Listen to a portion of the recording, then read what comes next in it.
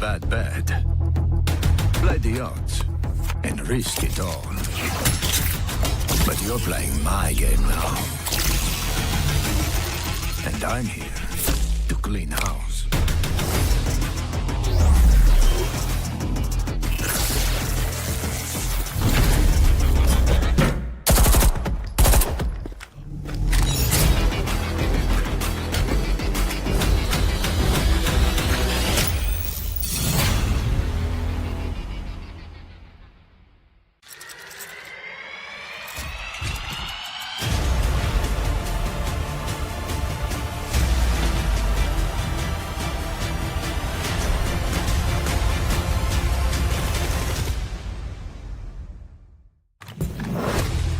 You made a bad bet.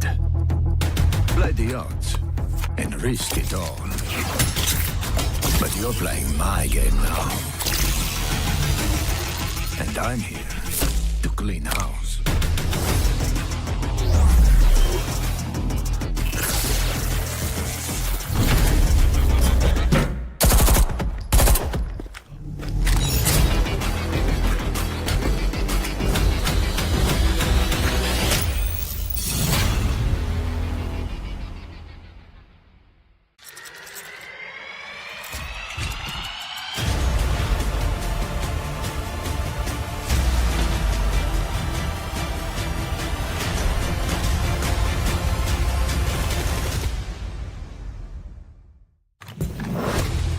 You made a bad bet. Play the odds and risk it all. But you're playing my game now. And I'm here to clean house.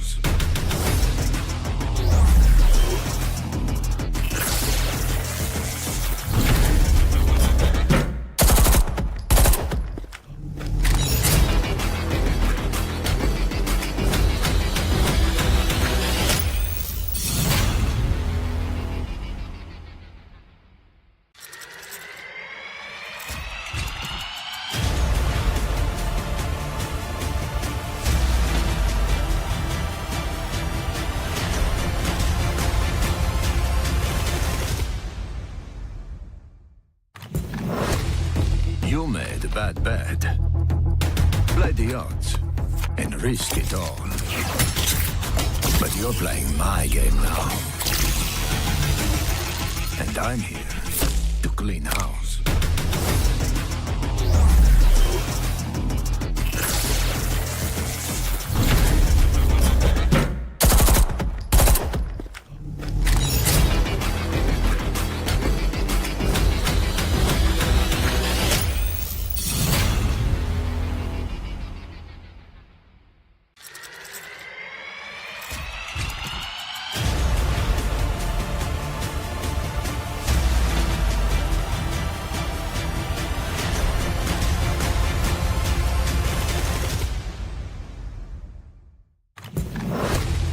You made a bad bet.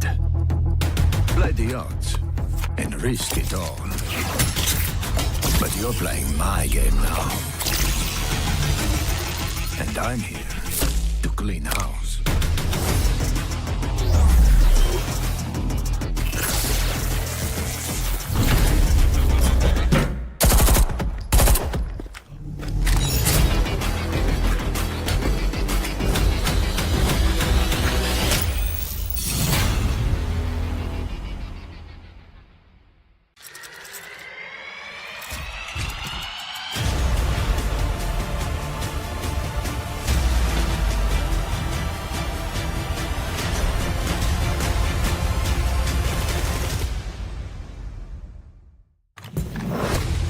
You made a bad bet.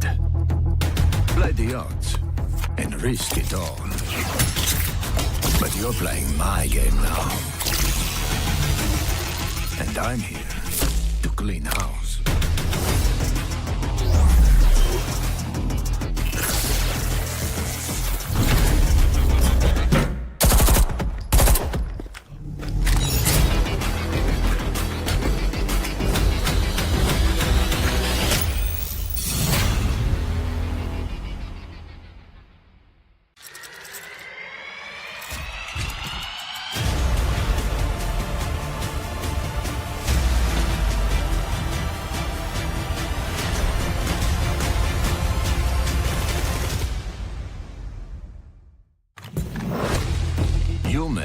bad. Play the odds and risk it all. But you're playing my game now. And I'm here to clean house.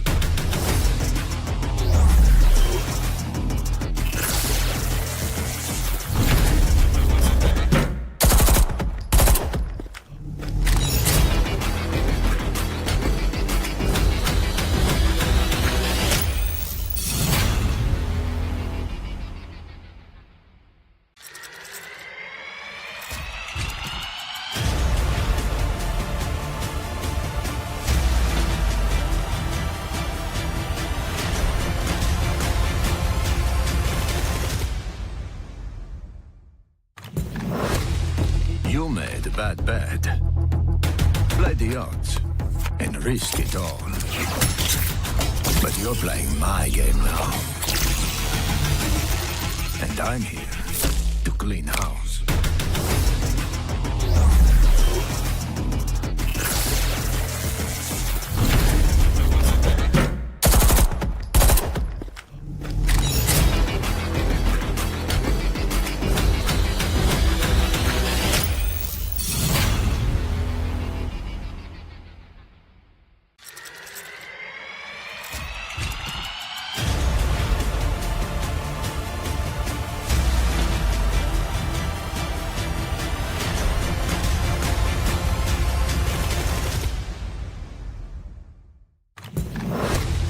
You made bad.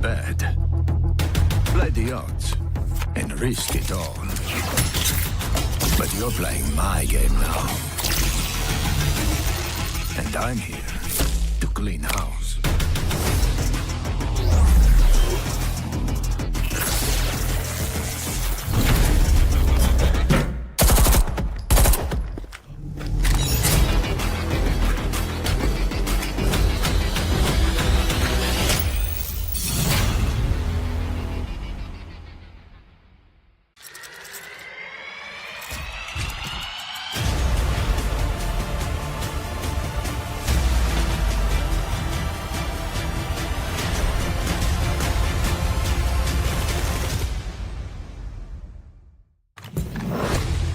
You made bad.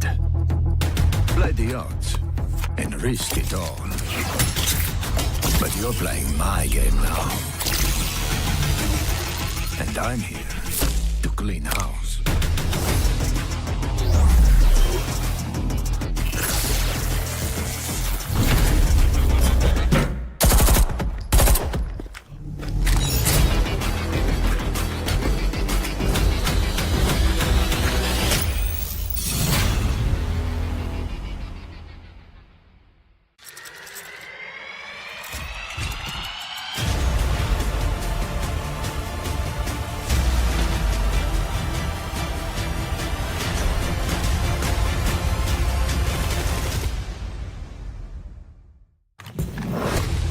You made bad.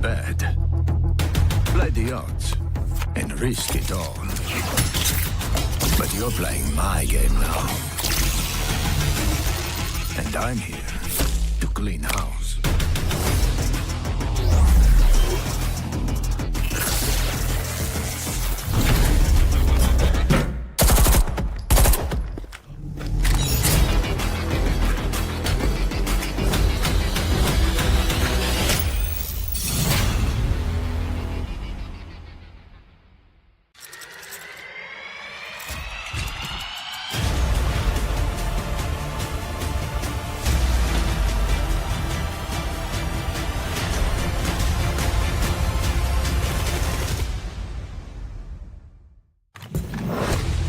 You made bad. Play the odds and risk it all. But you're playing my game now. And I'm here to clean house.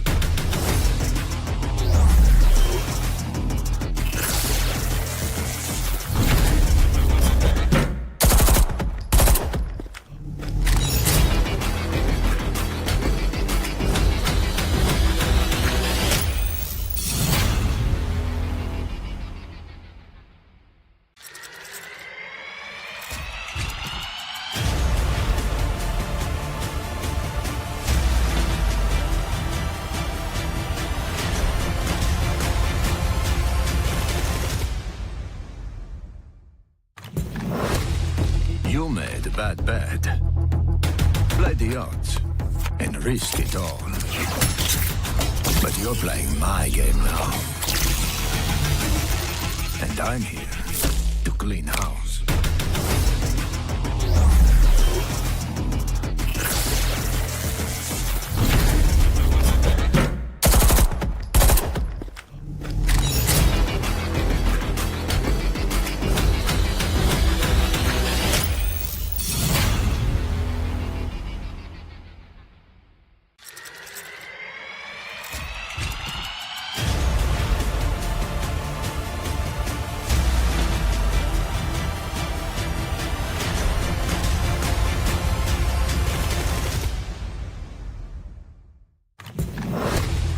You made a bad bet. Play the odds and risk it all. But you're playing my game now. And I'm here to clean house.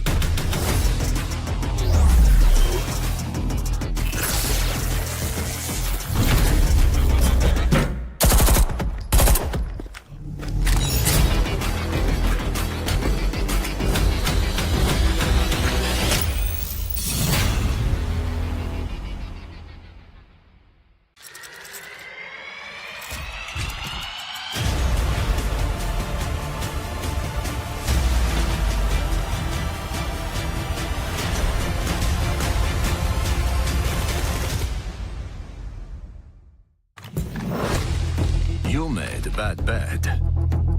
Play the odds and risk it all. But you're playing my game now. And I'm here to clean house.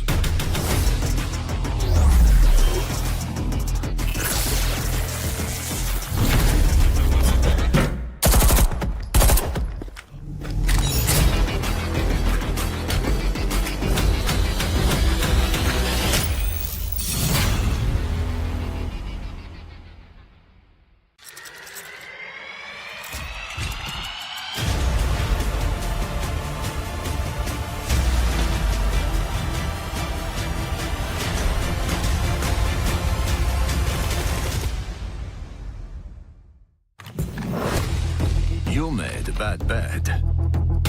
Play the odds and risk it all. But you're playing my game now.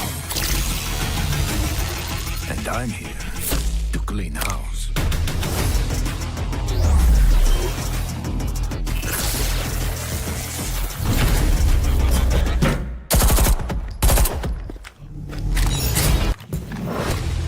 You made a bad bet.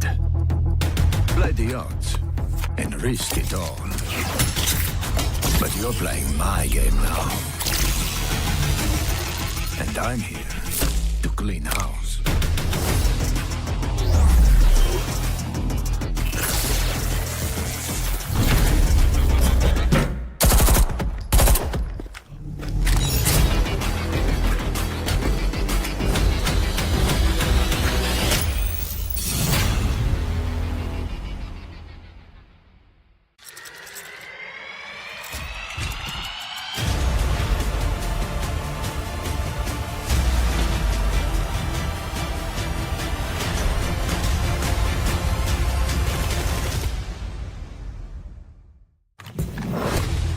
You made a bad bet.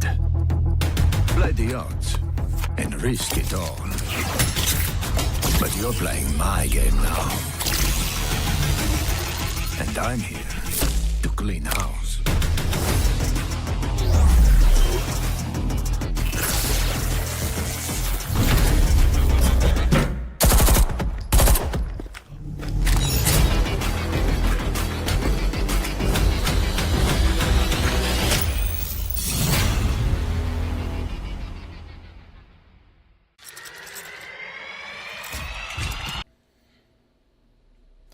Alrighty then, ladies and gentlemen, welcome back once again to the South Asia Elite Community Series here at Fragnation. in association and partnership with Ubisoft for Rainbow Six Siege X. I'm your host, Blackjack. Joining me once again is my co-host, Madness, as we bring this weekend to an explosive close with the grand finals of this first qualifier. Excuse me, rather. It's pretty early morning where I live right now, so my brain is a little bit frazzled. But, Madness, how are you feeling tonight? Feeling good. Your brain might be frazzled. I think we're going to be frazzled by the plays that we're going to see today, because these are two teams that are going to be very aggressive in their play styles that they like to go for, especially, how this has been turned up till this point, right? Till now, we have seen plays that we weren't expecting. We've seen, individuality, your solo kills that are coming out pretty nicely. But I think in a best of 5, you're going to see maps that you usually don't get to see, because till now the standards have been like, you have your cafe, you have your clubhouse, we had Chalet and Consulate, but now we get to see some more maps open up because there are more opportunities to play those maps, right? It's a bigger map pool going to be available, so we get to see maps we're not that used to be seeing maybe in a semi-finals, and I find that really exciting. Maybe some maps that I do not like, but I will be excited to see how these players will end up tackling them. Absolutely. Seeing some of these maps that we might not have gotten the chance to see in a best of 3, that is exactly the magic of a best of 5. And that's also why we see them only in a grand finals. This is, of course, the biggest possible stage for the weekend and for any tournament in general when it comes to Rainbow Six Siege X. You're not going to see a tournament go beyond a BO5, mostly because it's going to take a little bit too long to do that. But with all that said, let's have a look once again at the prize pool that these teams are playing for here, folks. 3 lakh INR, that is correct, with first place getting 1 lakh in total. Now, for those who might not be in the know or who might need a little bit of a refresher, this prize pool is for the winners of the playoff stage, not the qualifier stage. This is for the playoffs. So tonight, the ones who win aren't quite getting all the way up to, first, second, or third place, but they are all at the very least guaranteed any amount of money depending on where they place in the playoffs, because of course in qualifiers 1 and 2 there are 4 and 4 8 teams. All 8 have already qualified for the playoffs. What we are seeing here right now is who gets the best possible seeding, and the winners of qualifier 1, that is tonight, will be the ones to get top seeding and probably the first match when we get into playoffs. Speaking of which, there is of course the tournament format, the brackets, how it's all being distributed, and where we can go from there. And of course, it's not just about the money, Spider-Man. It's also about the top 2 teams that can qualify for that APAC Cup Asia qualifier. Yeah, and that's the route that teams are looking for to be heading into that invitation, the 6 Siege invitation that we all love to see. And like you're saying, everything will accumulate in those playoffs, right? Which will be a double elimination bracket going on with best of 3 and best of 5. No more best of 1s, only just there. And 4 teams from qualifier 1, the top 4 teams, which you've been seeing in the past 2 days, right? The semi-final 1, semi-final 2 teams. Everybody has qualified for the playoffs, so they've already locked in a certain amount of money already. And then the next 4 teams for the playoffs will be getting from qualifier 2. So that's also interesting to see how it goes. But let's take a look at how we've reached till this day. So on Friday, September 12th, we had Blitzkrieg versus Won't Stop Peaking. Blitzkrieg in a monumental comeback, I would say, especially map 2 onwards, like map 2, like halfway through when they were 4v5, win out that series in a 2-1 against Won't Stop Peaking. And yesterday it was pretty much a steamrolling coming in from Hasib Warriors, who continued their streak of that 2-0 series, and this time it was against Team Ooh. Mind you, Won't Stop Peaking and Team Ooh might be out of qualifier 1, but they have secured this spot in the playoffs. But more importantly, today's grand finals, the best of 5, is going to be played between Blitzkrieg and Hasib Warriors. Oh, yes, sir. Now, of course, Hasib Warriors having a little bit more momentum in their favor, one would say, because of the fact that they won a 2-0 in their semifinal, while Blitzkrieg, had to lose 1 map. However, you have to also remember that Blitzkrieg have had the extra day to rest, recharge, and most importantly, watch the stream that Hasib Warriors played in, right? They've had their time to do their homework, and in grand finals, that matters a lot. Now, of course, Hasib Warriors, they themselves will have had the time as well, because before they played, they, of course, were preparing for the matchup against Team Uwu, but the VOD was always there, and after the match ended yesterday, they would have had time to go back and say, you know what, let's have a look at what they did in their matchup against one of our contemporaries. So with that said, both teams, I'm expecting, have done their homework, they've done their research, as some say, and they'll be coming in here all guns blazing. We just saw the pictures of both the rosters, and we'll get to that in just a second. Before that, Here's the maps, folks. It's best of 5, like we said before. So 5 maps in total. And like Madness pointed out, maps that we don't get to see under normal BO3 circumstances have been put into play. For instance, Hasib Warriors, their picks are Night Haven Labs, a map that we don't see normally when it comes to South Asian Siege, and of course Bank, another map we don't get to see that often, while Chalet and Clubhouse are Blitzkrieg's picks, with Cafe being the decider. Yeah, like you're saying, Night Haven's Lab we don't get to see pretty much almost any time, and this is going to be something where you have hidden shots because there won't be that many VODs available to see how you play on that map. But for the maps of like Chalet, for the maps of Consulate, these are the kind of things where you might have your homework already written. Like you said, Blitzkrieg has 1 day to rest up as well. That will be also working in their favor. And this is a best of 5 series, so this, if it goes all 5 games, it is very tiring on the players. So you have to conserve your energy. You have to think about your moves going forward. So even if you are going even in the series, it doesn't necessarily mean you'll have the advantage going into the 5th round. It's all about stamina, honestly. It's not a sprint. It's a marathon between these teams, basically in a best of 5 like this. But Night Haven Labs, let's get back to the map pick over here, which is going to be your map number 1, picked by Hasib Warriors. So I'm guessing they have something off the books for us over here that they haven't revealed so far, especially since we've never got to see them play. But the bans have already seemed to be done. We're going to have the Monty ban plus the Maverick coming out to getting banned, and the Zami Melusi. So I'm interested to see. We've not seen that many Monty bans till now, Blackjack. Yeah, the Monty ban is certainly very interesting right here. Not a band we are used to seeing, I will admit, but a band I'm interested to kind of dig into, I should say, going forward into this matchup. But most importantly, because of the bans and with the way they've kind of shaped up, with the Melusi and the Azami being banned on the defense, we do have Sparko bringing in the Mira. And as we go forward, you'll see why Mira on Night Haven Labs is also just as much of a menace. We did see that yesterday when she was left unbanned on Chalet at the very beginning 3 rounds of that matchup. But the Monty ban, as you kind of pointed out, why is that so interesting on a map like Night Haven Labs? Well, it's mostly for the 2nd floor and basement.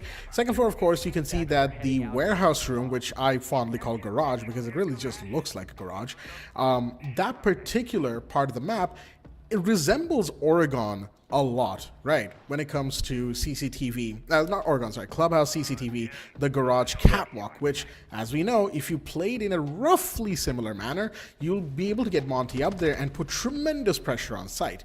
Basement, similar thing. You get a breach going on that main wall near Animus or the wall of sight, and suddenly Montaigne's just standing there being a big distraction, and you do not want to deal with that. That's why the Monty gets banned.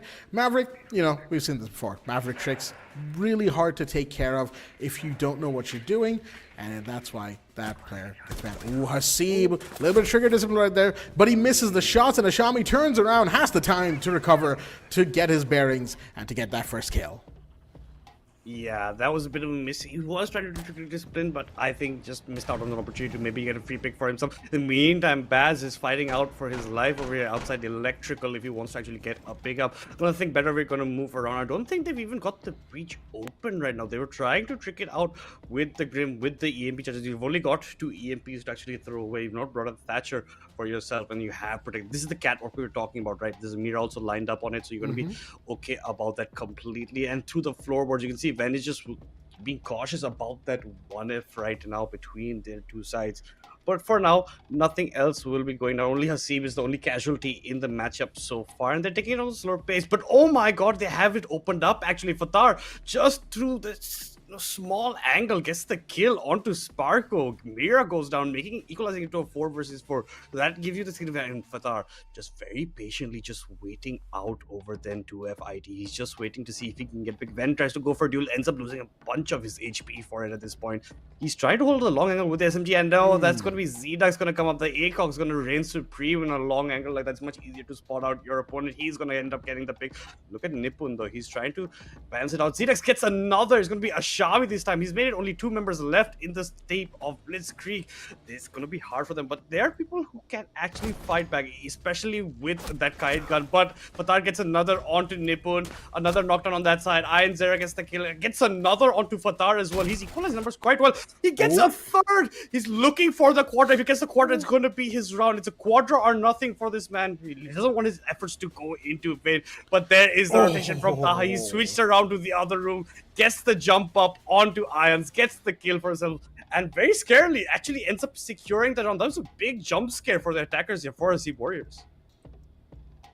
Yeah, very nearly getting 1v4'd right there, the side of Hasib Warriors. A little bit of a collapse, falling back into sight, and of course, definitely helped by the mirror windows that we saw being active throughout that round, right? That's one of the things that we say time and time again. Mira is incredibly powerful for a reason. Even if she dies, those black mirrors, they are active, they are a menace. But, you know, kind of with all that said and taken out of the equation, I will give credit where credit's due. Hasib Warriors for 95% of the round played that really, really well, despite losing Hasib, who was playing the buck right below blue stairs, or aquarium stairs as I like to call it. You're going to run into this a lot, where I have certain callouts for this map because I didn't get too much of a chance to commentate this, right? So I haven't had the time to let the official callouts kind of sink in my head, so I use more community callouts instead. But with all that said, right, blue stairs, bottom blue, bottom aquarium, whatever you want to call it, that's where Hasib went down first. And the buck, of course, we all know what the buck's role is here, right? A majority of this floor is soft, so go below, be a nuisance, flush defenders out of corner positions, pillar positions that are abundant on the second floor control room, and cleared the space for the breach onto IT. And that is why Hasib going down was so incredibly detrimental for the attacking team first, but not in, well, as it turns out, of course, it wasn't that bad for them at the end of the day. Blackbeard in play. They're going to get a, quick entry going. Hasib being followed by Zedex, of course. And looks like they are going to try and take control of a different part of the map. But Zedex starts things off. Ions will fall. That's their Kaid gone. A massive, massive kill, because Ions was the one who very nearly 1v4'd in the last round. Yeah, he did nearly 1v4 last round. He's the first pick over here. Sparko's going to get another onto Zedex. The trade's coming into a bit slower pace. But, Ven is also going to fall down to Hasib, who's gone for the Blackbeard this time. He's done with any shenanigans with the puck. He's instead just going to go full on into their face at this point. He does not mind. And the Blackbeard is one of those operators left through the banning phase. They're going to take full advantage of it now. They're like, we don't need the puck. We're just going to Blackbeard, and we're just going to go in their face. We're going to open up. They even brought a Thatcher this time, actually, to help with the opening. Last time, I think they got tricked slightly a bit so by the kite, but you could see the kite early on putting down his kite charges. But oh my god, the entry's coming in from Taha. He's trying to go for quick peek angles, not getting anybody right now, just jiggle peeking on the corner, even use a drone to get rid of the Ruby wall on it, the laser wires there. But for now, it's slowed it down a bit. You can see Bas is just waiting for somebody to run out onto him. And look at Blackbeard. He's going to be jumping into the catwalk over here.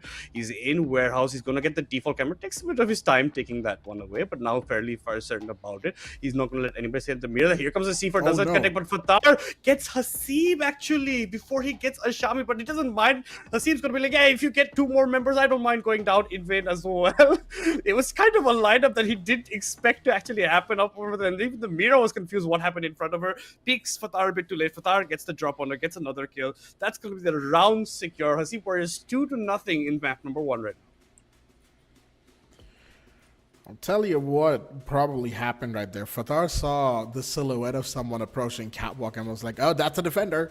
And, kind of muscle memory took over from there, more than likely.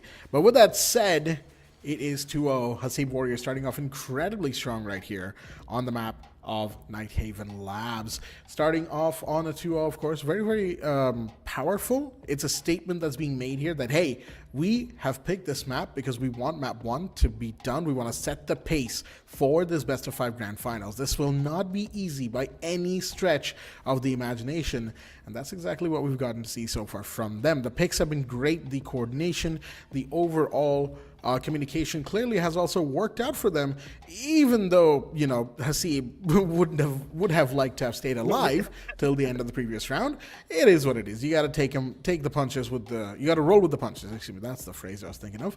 But with that said, given that the site has changed, it's now basement tank room this time around. The picks have changed as well. Valkyrie coming in from Ven this time. Primary black eye cameras, of course. Tons of intel, and you can see the counter pick from Taha. IQ being brought in, the RAM for verticality. You've got the Deimos as well, because this basement site, unlike a lot of others, well, similar to a lot of others, but also not quite, requires very heavy roaming to make work. Again, lots of soft floors, lots of verticality, and you want to deny that by roaming as heavily as you can. Exactly, that's why Hasib's brought in the RAM as well, from opening up a lot of the verticality, and he has the demos there to help me out close by as well. No problem whatsoever. They were looking to open the bot side already very fast outside emergency exit, and they've already thrown the Thatchers. There's no electrical that will go for it. They're trying to trick it, but it's a bit too late. Zilex already gets the first kill onto Sparko, so Sparko no longer in round 3 with us, and he's one of those key players that you want to keep around, especially in a clutch-like situation. But unfortunately for him, he's going to be the first entry frag over here. Zilex going to claim that up with no problem whatsoever. Also can track the Fender and the Valkyrie, from what we could see from the information there. They could open up this side as well. So both the sides open near the basement by Fatar and Baz together with the couple, while on top Havoc is already wrecking away. And now you can see from the side of the Deimos, he has all 4 targets available to him for any moment, for when he wants to. He throws a nade just in case anybody's hiding there, but no, nobody's going to be sitting in the corner. And now the Ram's going to come into effect. Taha gets another kill onto Ven. The Valkyrie was roaming, but unfortunately could not get anything for her proactiveness over there. Instead, it's going to be him getting everything. And you can see the IQ still looking for these black eye cams, because they will still be active. He's going to be spotting them out very nicely. He's going to ping them for his teammates to take down instead. And they're just going to slowly but surely work their way down, because it's a 5 versus 3 in favor of Hasib. Warriors are now verticals have been opened up because of the RAM as well. So they have some idea of where they're going. And Deimos is targeting Nipun right now. They're looking to be going into the kill. Nipun actually gets the kill onto Zedux. It's a 4 versus 3 as it continues stands. But now they have to start making their way down. It's only 50 seconds left. You're still looking to open up even more verticality. Not quite sure this is what you want to be aiming for. I think you have to start actually heading down to the actual site right now. They're still biding the time. They're still waiting for an opportunity. Another mispick or misstep from the side of Blitz.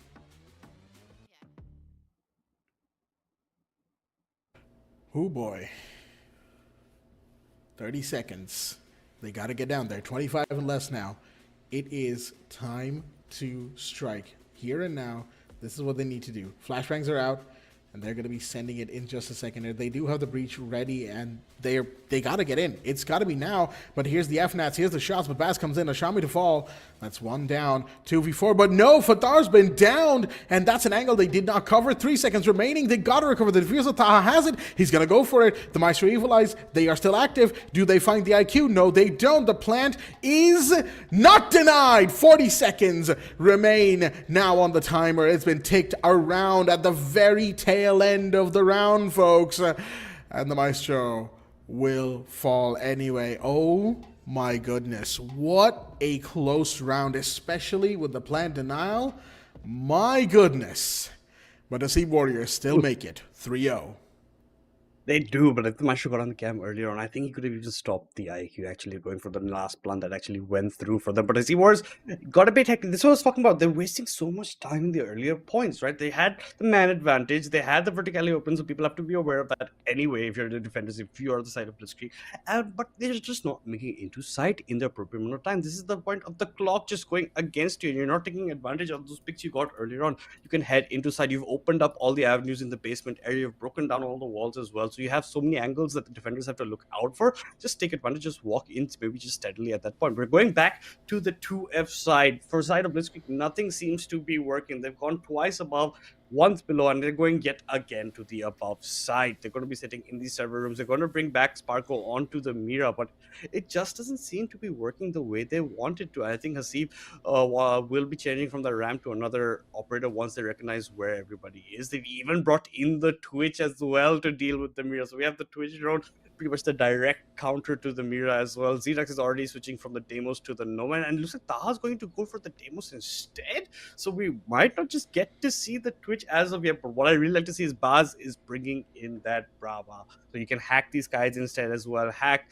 these F nets, you can hack even Wamai, you can even hack the mute jammers. You can have so much time with it. There's so many things that you can actually go for your hacking over here.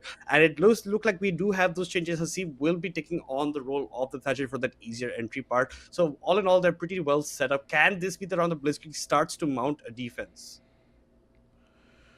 They would certainly hope so, wouldn't they? This round, they need to get something going. They need to give themselves a little bit of room around something to kind of latch onto, because other than the closeness of the previous round, you know, it really wasn't much of a showing from Blitzkrieg in round number 3, all things considered, right? Even with the delay happening from Hasib Warriors, even with the plan being denied and the situation being forced all the way down to the last seconds, they still missed those crucial shots onto Taha. And the Maestro Evil Eye didn't find that IQ before the plant went off, and everything kind of went topsy-turvy from there. So really, it's just a case of Blitzkrieg being extremely kind of loose this time around. Whatever has happened to their coordination clearly is affecting them. Maybe it's cold spectator hands from having a full day's worth of rest. Maybe it's just the nerves of having to face Hasib Warriors at the time being, because again, this is not a team that, you know, you can tread lightly against. Even with someone like Sparko in your own team, Sparko and Ions and Nippon and Ven, they've been around for so long. But then at the same time, Hasib Warriors, a lot of these players do come, or a fair number of them do come from the old mercenaries days of South Asian Siege. Speaking of which, Sham is going to get taken down very quickly. That's the Wamai gone as well, so no more magnets. I think he should have had at least 2 remaining in his pocket. And there we go. The Deimos death mark's going to come out. That's on the Mira, but Ions C4 does find its mark, and that's for Thar to fall. Thar does end up falling, balancing out the numbers. Deimos was getting pinged to maybe hit the kite from underneath, still couldn't hit the mark. He was tracking the Mira at the same time as well, so both ideas should be around it.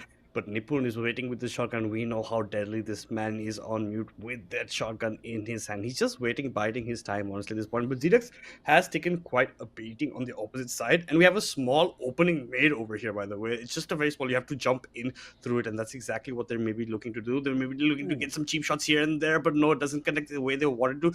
Iron was getting tracked, goes near Mute Jammer, that's to safety. So the dragging does end up finishing over in the side. And it looks like Nipun has to be careful. Zdax has the kill onto Ven on the opposite angle. Oh, just by a slither, Iron wins that trade. The crouch pretty much saves his alive. He gets the kill onto Zdax over there. 3 versus 3. The death mark fail sign should indicate that the mute is near a jammer, but Sparko gets the kill onto Taha. Sparko is close by to Baz. He has to be careful of this angle. Baz has been sitting on this table for quite some time. He's looking to get a kill, but Sparko gets a double, and Nipun is there with another for his team to close out the round. We wanted Blitzkrieg to mount a comeback. That's exactly what they have done with this round. It's done to a lot of individual gunfights going in their favor. That is actually a really good observation right there, because I was going to say the same thing. A lot of individual 1v1s that Hasib Warriors decided to take this time around, instead of doing what they did in the first 3 rounds, which was a lot of double pushes, a lot of backups, right? The 2v1 situations where you always press your advantage. This time, they decided to go for the breach on both ends, which was a smart move. You always want to do that when it comes to second floor server. But then it kind of just fell apart. Well, I wouldn't say fell apart, but they kind of just stalled really, really hard to the point where they stagnated on that breach. It's like, okay, we got the breach done. Now what? And they were kind of stuck on that now what phase for the rest of the round. Pretty much, right? Like, even when Sparko playing the Mira, we saw that towards the end of the round, he just rotated out into Catwalk, and there was a smoke grenade that was thrown onto that IT door going into Catwalk, right? Which is a very good line of sight to normally have. Now, not Ven, excuse me, I believe it was Baz playing the Brava who had pushed up IT and was stood on the table, and that smoke grenade was probably meant to cover that push, understandably so. But the problem is, because that smoke grenade was there, Sparko got a free rotate into Catwalk, which led to another attacker dying who wanted to push Garage. That Garage push, Warehouse push, I should say, would have been incredibly powerful had it been successful, but it wasn't because Sparko got that free rotate because of that smoke grenade. A lot of individual decisions that led to the round kind of going the way it did for Hasib Warriors. So those are things that they will need to... Oh, that's not good. Hasib's going to have a disconnect, and it's in the action phase as well, so they can't call for a rehost for now. They have to play the round out and then hope that Hasib reconnects relatively soon, folks. But with that said, Hasib Warriors, they are still in a good position, given that it's 3-1 in their favor.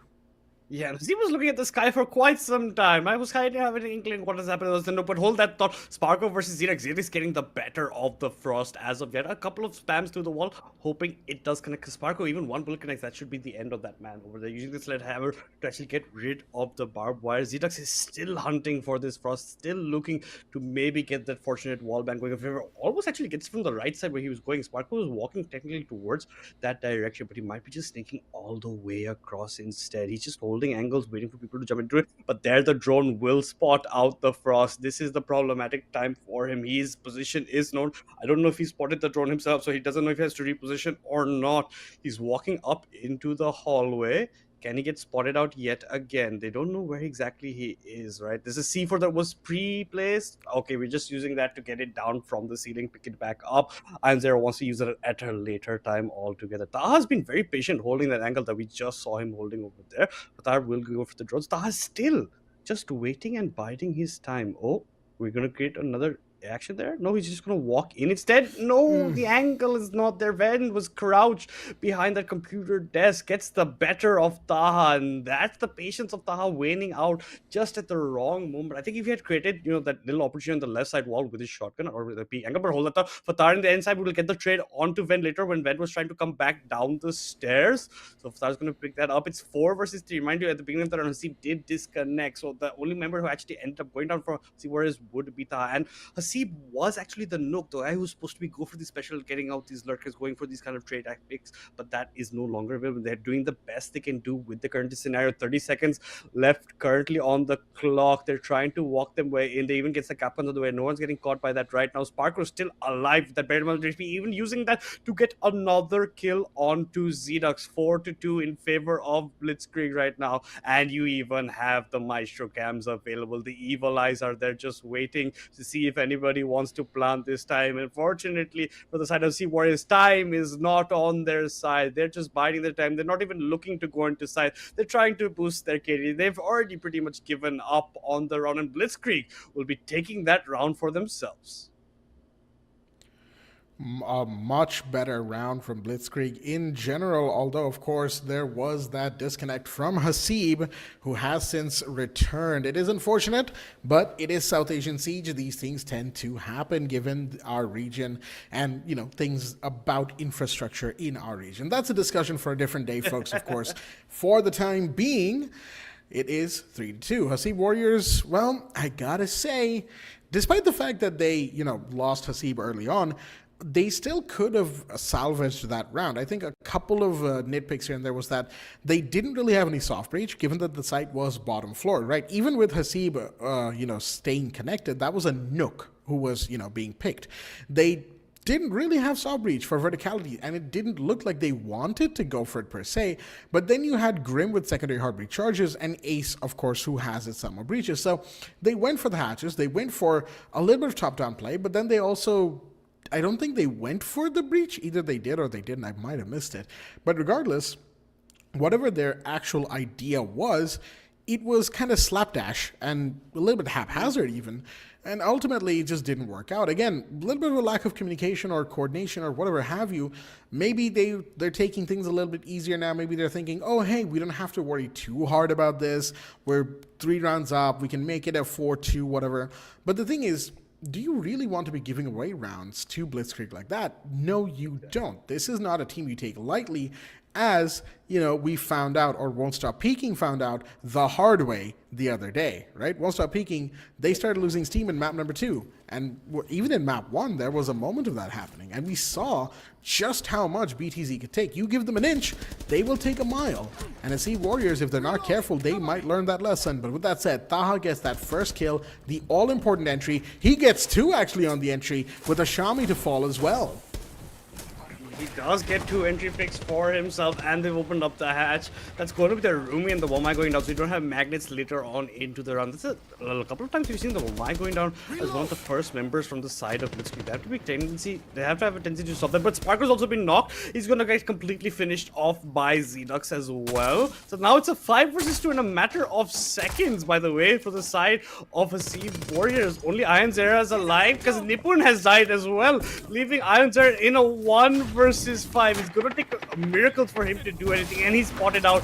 He's got 1 kill at least. He's got the kill onto Hasib, but that's not going to be enough. The trade instantly going to come in from Iron, from the side of Zedux, because his Iron's position was completely ignored. Iron's just looking at the ceiling. That's a couple of I would say suspicious spray pattern coming in from Zedux, but at the end of the day, the job gets done. He's going to be happy with that. They did a fast round over here. This was technically the offside for Blitzkrieg, right? They had won the 2F and the basement in a row, so they had to go to this side. But at least they closed the round, closed the half out with 2 rounds to name, because the way it started out, it looked like Hasib Warriors were going for the domination rule. So half ends 4 rounds for Hasib Warriors to the 2 rounds of Blitzkrieg, as we see the next 2 bans that will be coming in at this point. It's going to be the Azami and the Maverick.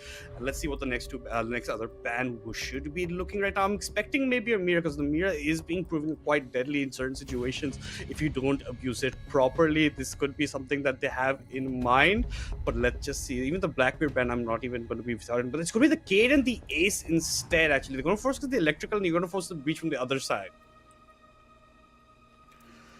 I like the idea behind the Cade ban, I really do, mostly because we saw Cade being a fair bit of a nuisance, right? Not an overtly, undealable nuisance, but he was a fair bit of a bother in the side of Hasib Warriors attack, all things considered. And Blitzkrieg saw that. They were like, okay, Hasib Warriors picked this map. They probably do have strats with Cade in this map, in these sites, so we just don't want to have to deal with that. And they have taken him off the board. Maverick and Ace, of course, we discussed this before. Ace this time being traded in for the Monty ban that was in the first half in the very beginning. So all things considered, the trade of bans between both teams is fairly even Stevens, as we have once again a Mira in play, this time from Baz. A Tubarao and a Bandit combination, so they are going to try to keep the breach as closed as possible for as long as possible. They've got the mute as well to delay breach once again for as many seconds as you possibly can.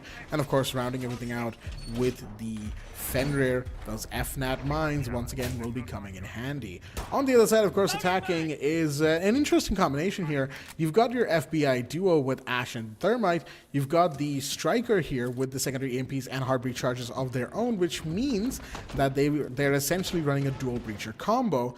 And we have EMPs on Ven playing the Grim for intel as well. So lots of intel could be gotten, lots of breaching potential as well on this team. What a peek right there from Taha. Risky, yes, but he gets dividends from it. His position is good away. He deals some damage to Ven. He will fall back to cover. Happily so. But once again, Sparko the Lion going down. So that's a big hit to that intel gathering potential. Exactly, and you need those line charges for later on when you're pushing the side. But I like the peak coming from Taha. That shows the gutsy play that he's going for. He does not mind it. A nice hold also onto the angle. Pixel perfect on the crosshair placement as well. Gets that pick for himself as we continue in. Hasib Warriors with that one-man advantage. You can see Hasib looks over the pick, but in the meantime, Zedux gets the kill onto Nipun on the other side. So that's one hard breacher going down. All you have left is now Ion Zera, I would say, essentially. And they've used both those hard breaches to open up on this side of the wall outside that meeting room hallway. But in the meantime, Baz gets the kill onto Ion Zera, so that's him eliminated as well. 2 members left for the side of Blitzkrieg. Their attack doesn't seem to be going as well as the defense. Taha continues his reign of terror, gets a double kill by picking up the kill onto Ven. All that's left is the Ash, who we usually expect to be one of the most first casualties, either gets the first pick or gives the kind of first pick. That's kind of the usual playstyle we see in Ash. Lindsay, but she's the last one alive, trying to get the pick to the window, does end up getting the pick to the window, and the Claymore claims the other kill onto Fatar. The quick kills on Zdax and Fatar, but the pixel angle on the windowsill, just look at how the crouch is played by Hasib over there. It just barely shows his head, gets the pick out. Yep. Ash had no chance walking into that. There was no chance at all. And that's going to be Hasib Warriors 1 point away from being on match point over here. 5-2 in the lead. Hasib Warriors in a dominating position. Well, definitely in the driver's seat at least. Maybe it might be too soon to say dominating per se, because we are only in map number 1 at the end of the day. But still, best of 5, map 1, and we're already 5-2. Certainly a commanding position here on this map. Basement assembly and tank, the side of choice. No surprises right there from the Hasib Warriors defense. But I am interested in a couple of these picks here, as we have the Thunderbird coming in from Baz, a pick that we didn't see BTZ using once. But again, Thunderbird is really one of those cases where you kind of have to play around her as a defender, right? Mostly because the Thunderbird is like, those Kona stations will dictate where your rotates are, because when you want to heal, when you've taken damage, that's a place you want to go to as safely as possible. And that's why you kind of have to play around the Thunderbird instead of the Thunderbird playing around the site. The other pick here that is kind of interesting, or really interesting I should say to me, is Zdax bringing in the Vigil, deciding to play the Lone Wolf Operator instead, probably expecting like a Deimos or a Lion. There was a Lion in the previous round, so I believe that might be the reason for it, since I know for a fact that Vigil can counter Lion scans. I'm not sure if he can counter Deimos scans. He might be able to, might not be. We'll have to test that later on. Actually, no, wait, he can. I just remembered. He does hard counter, but Sparker's going to find Taha on the other side, the Valkyrie, to fall first. Valkyrie to fall first. Power takes quite a beating for it, but doesn't mind that whatsoever. Getting a pick on the Valkyrie earlier is good, but now Valkyrie can sit on camps. But look at Vigil. Ability activated between the window. Bit too late swing from a Shami, but there was a flick from Zdax. Picks up the kill onto the Zofia. They're going to be, that's one stop breacher out of the way. That's Iron Zero on the Blitzkrieg walking down the stairs. Gets the kill onto Baz as well. So Thunderbird out of the picture. Gadget is still alive. You can hit it. Look at this fight going down. This is from the 2F into basement, essentially. That's between two different floors. Zdax gets the kill onto a Sparko, but Zdax will end up giving his life. His position was known. Ben takes complete advantage of that. It's a 3 versus 2 in favor of Blitzkrieg, and more importantly, the Blitz is still alive and 4 charges left in that flash area for himself as well. Fatar's going to get healed up by the Thunderbird Gadget, trying to walk close by. You holding your angles. Iron Zero seems to be, if I'm not quite sure about that. We'll get to see him move a few seconds later. I hopefully hope so as well. Yeah, he's now moving as well. But Fatar holding, sorry, it's going to be Hasib holding this angle actually. Oh, the drone's going to spot out Fatar.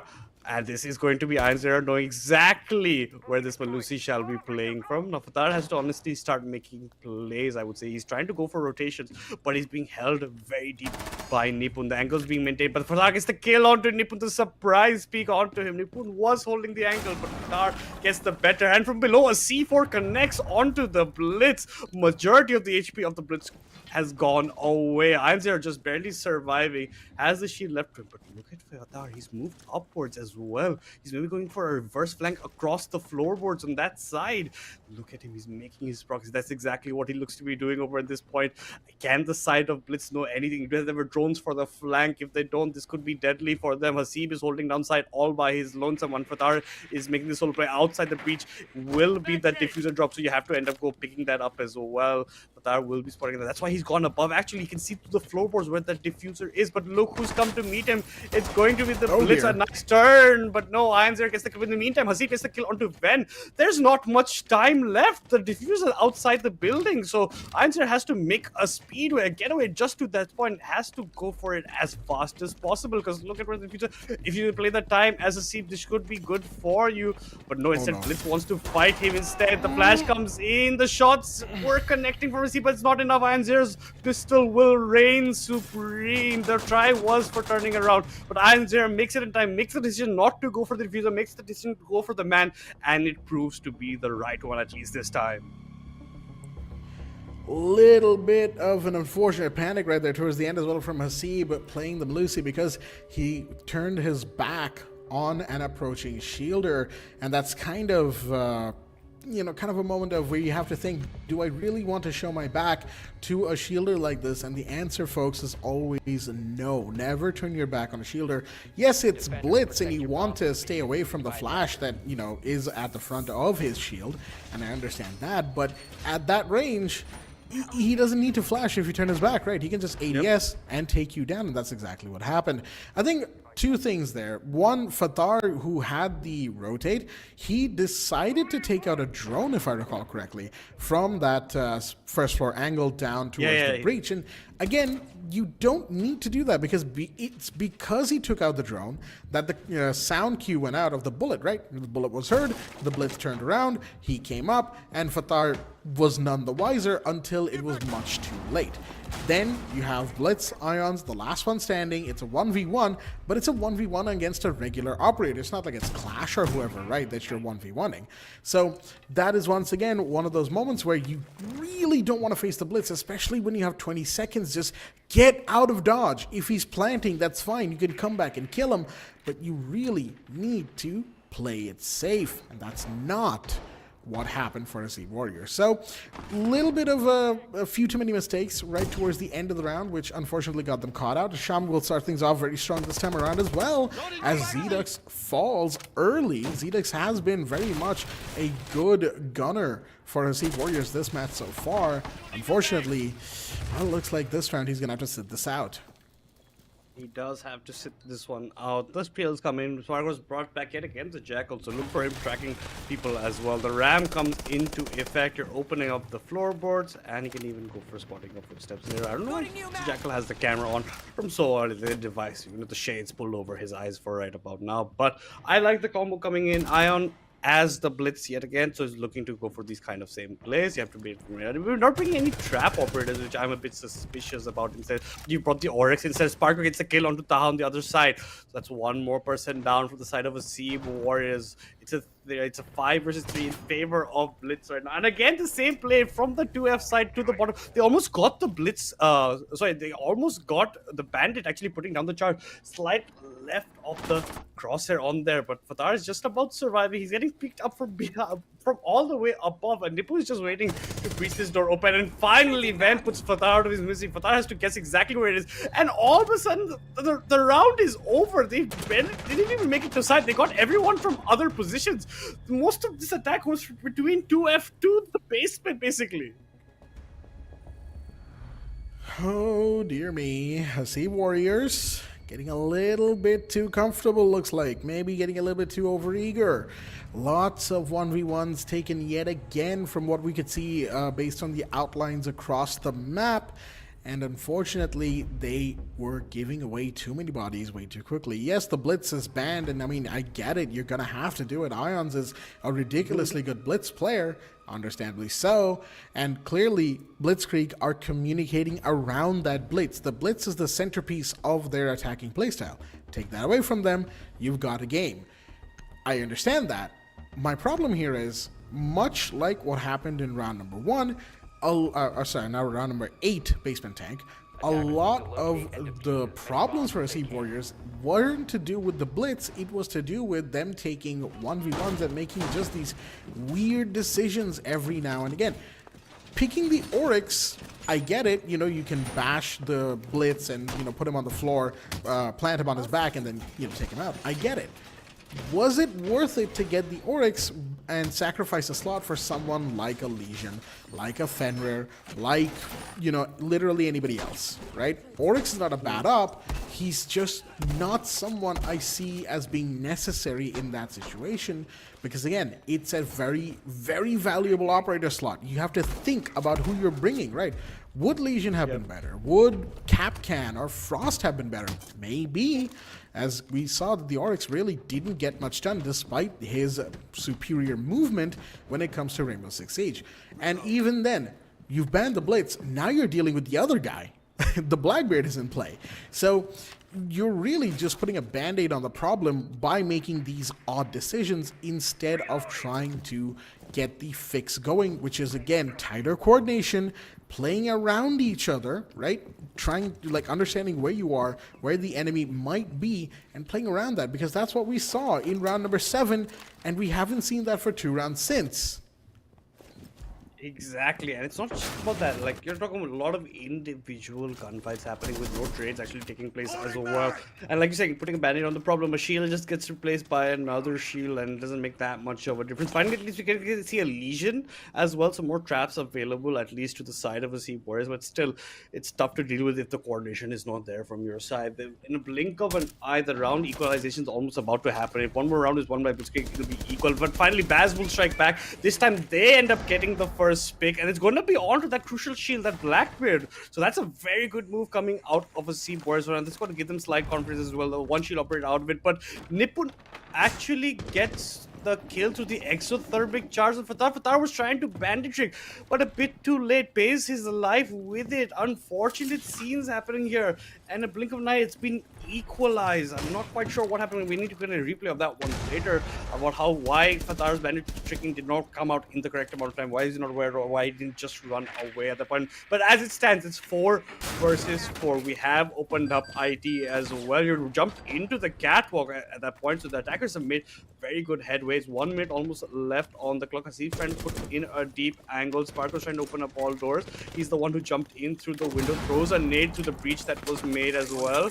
There is no Mira, right, available right now or on the board. It was not, you call banned, but they could have played it, but they chose not to, at least in this scenario. 50 seconds left on the clock as we walk in, but Nippon goes down to the hands of Hasib. Hasib takes another in the hands of Sparko. A double kill for this man. Zedux chimes in as well with a kill onto Zen. All is left is this Ash yet again. Ashami, the last man standing, playing that enter fragger off, but this is the guy who has to deal with everybody at the end. It's a 1 versus 4. He's held by 3 different angles. There's no way this man can end up winning. There's just, the odds are just never going to be in his favor. And from that long angle, just that pixel peek, and he even just walks in. Xerox walks in there, gets the kill, secures the round, puts Hasib Warriors on match point for map number 1. Map point for map 1, certainly very required from the side of Hasib Warriors, and that round was very required from them as well. They were losing momentum, they were losing ground, and they needed 1 in the books for themselves to really just stabilize and pull back, you know. The slipping momentum. Once again, I said momentum too many times in that sentence. Anyway, round number 11 now in the equation, 6-4 being the scoreline, and again, interesting picks happening here. Baz decided to get Oryx once again, so it looks like they really do want that superior movement, and of course the ability, to dash and bash on the shield. Understandably so. Again, it's not that Oryx is a bad pick, it's just situationally it might not be the best decision. On the other side, Taha deciding to bring the Warden. Once again, we've said this before, we'll say it again. That's not really a pick made to, you know, counter like a very heavy smoke player or whatever have you, because smokes and Ying Candelas and flashes haven't really been something that Blitzkrieg has been using in this regard, right? It's not really been their MO, so it's really mostly for that shotgun, make rotates, be useful around the site, and then have the SMG-12 out, have the C4 out, and be ready to deal damage. And that really is Hasib Warriors' overall playstyle so far, is deal damage, be fast, and take names. And so far, they've been relatively successful with the occasional hiccup here and there, but if it works at the end of the day, then, you know, it works. Exactly. If it gets you the point, it gets you the rounds, it gets you the map, it works. But this time it did not work, especially Hasib was trying to pay the pick onto Sparkle. Sparkle was pre-firing, gets the headshot also on to that Melusi. Unfortunate for them. First pick going over to that side. Oh, you actually spot out the mute roaming in the hallway as well. The Twitch has come in from Heiser. Maybe expecting maybe a Mira, or just trying to get some of these bandit charges away, depending on what the Oryx comes in and get again for Baz as well. We're finally still already still setting up at the end of the day, and they're trying to open up these verticalities that they continue to over here outside the garage. They've opened up this side out here, outside warehouse delivery, right? The doors have been burst open. The drone gets spotted out. You're still going to be heavily defending. Fatar's trying to peek, maybe gets a peek through the door as well, but look at the patience by there. He's just holding the angle right now, but we're not ADSing when we're peeking, but we still get the drop onto Fatar. Fatar should have definitely got the kill when barely surviving, blinking HP bars currently for himself. He's going for another. Gets the kill onto Taha, that was disgusting, man. That was an absolute disgusting kill. Ben with just a sliver of he's gonna continue making his way downtown. Questions. I have questions. Baz will find one on the other side that's nibbled to fall and gets another one as Ashami is taken off the board, but Zedux gets taken care of on the other side. Diffuse has been dropped on top of storage. Baz with the triple now. Wait a minute. Is this an ace clutch coming in? Ooh, he did not want to hit that wall. That's 5 HP taken off him, and that's 5 very precious health points as well. He goes for a peek. He is now barely breathing at this minute. Diffuse has been recovered, and that attacker is not going to take that gunfight. Ions is said, you know what? Screw this. I am out of here. And Baz is making the same decision, drops down, and of course masks his entry with the bullet being fired. Sparko and Ions, they have an idea of where this Oryx could potentially be coming from. Pre-fires out, and now he's given away his position. Red pings are here, but that's a trade. Unfortunately, that does leave Ions alive, meaning the attackers will win by body count.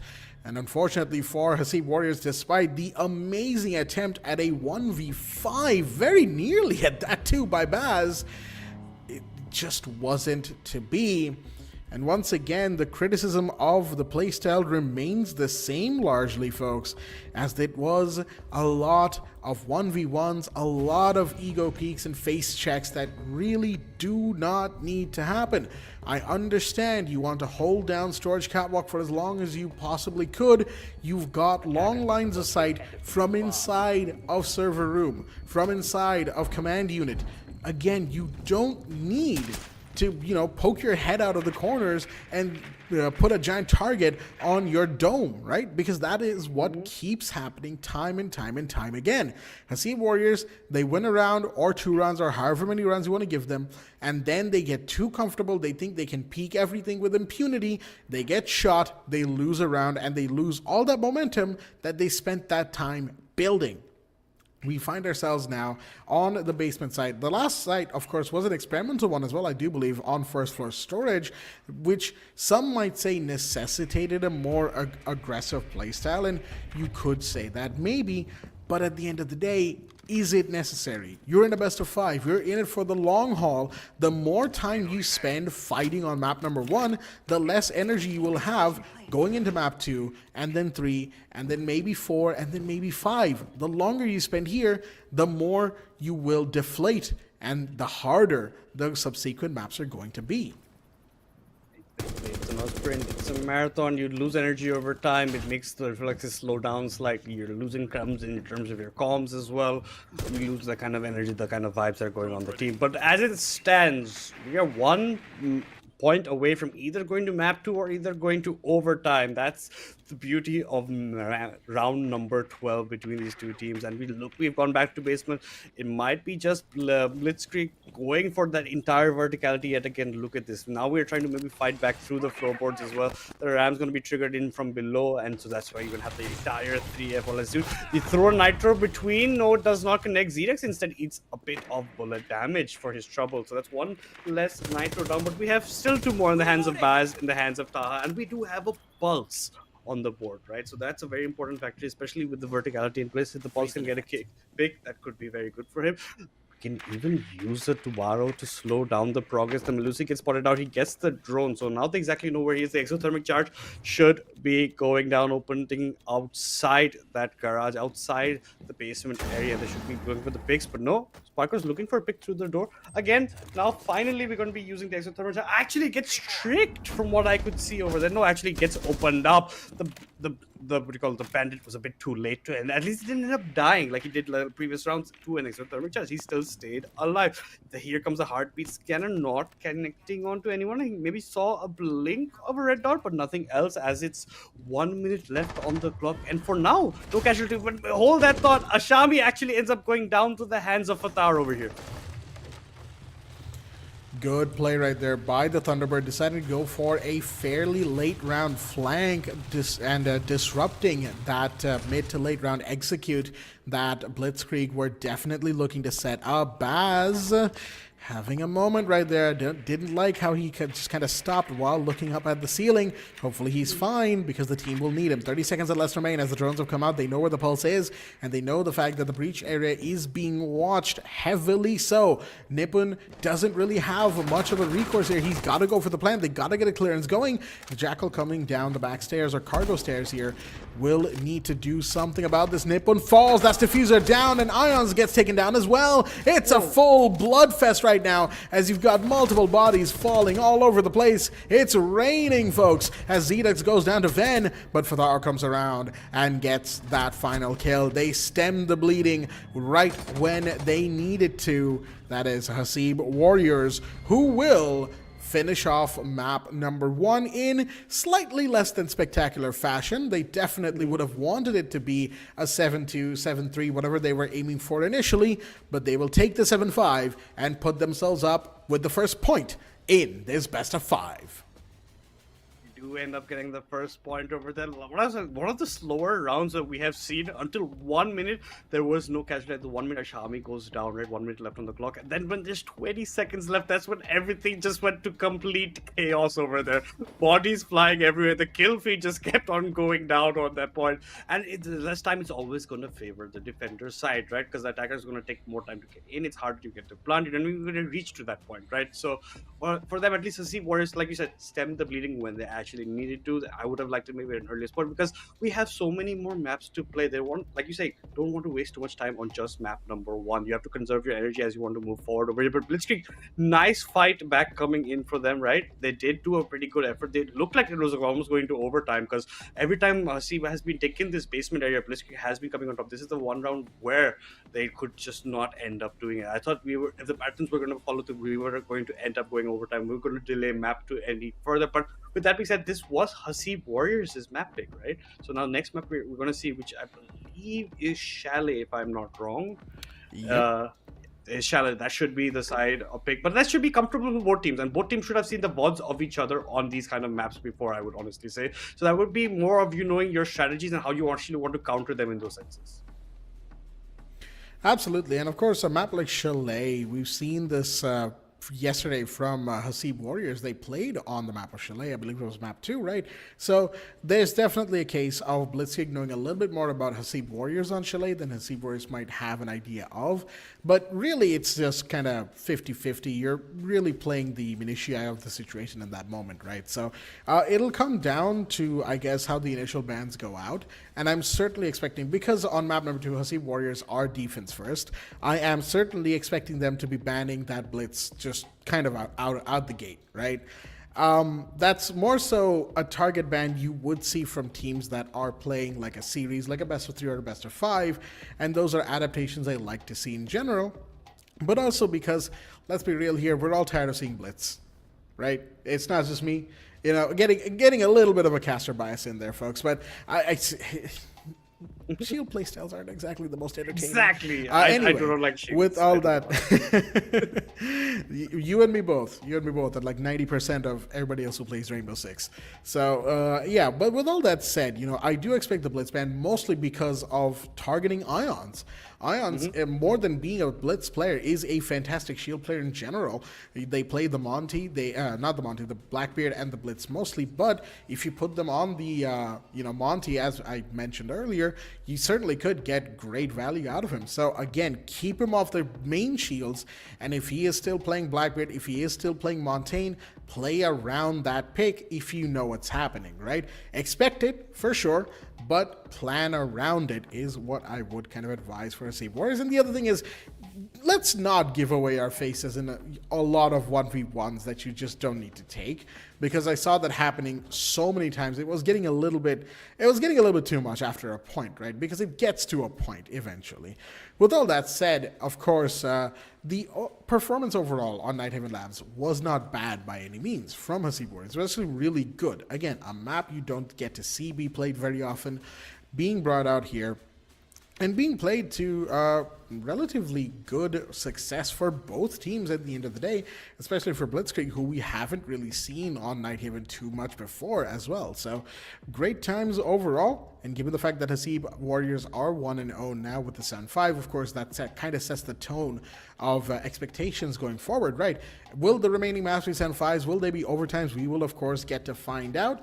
But before all of that, let's have a look at the numbers. We got to crunch them down like you would your cereal in the breakfast table, right? Weird analogy. I'm hungry. Anyway, Ions going 12-7 up here, alongside Zedux 12-11. Multiple double digits here, of course, with Fatar 11-9. But who has the highest entries? Well, it's actually tied. 2-2 to Sparko and Taha, and 2-2 to Ashami, not Azami, as well. But 2-0 to Baz, which probably makes Baz's entry the best turnaround overall. Yeah, it does. We only see zeros in the entries against Nipun's name, Iron Zero and Hasib, but that's a lot because they are playing on more of the supporter roles. But look at Iron's KD, right? 12-7. Majority of that is from the blitz work that he was doing around, because he was a menace on the blitz. Like anywhere you're going, you couldn't actually end up dealing with him at the end of the day. But I would like to say a lot of these, like you're saying, this was pretty much looking like a death match like halfway through the game, right? Because of how much fighting was being done. Only I think the last round is where you're slowing it down to a pace where you're waiting for these kills, waiting for that. Otherwise, it was just a slugfest after a slugfest. And a lot of times, it was a couple of the defenders getting picked off as the first pick. But with that being said, guys, before we head into map number 2, before we head into Chalet, we're going to take a very short break.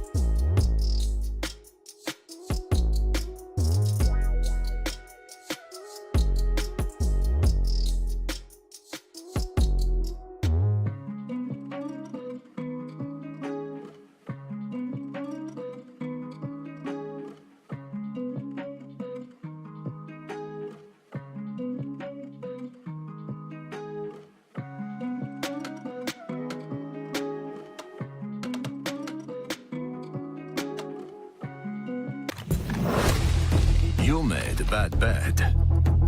Play the odds and risk it all. But you're playing my game now.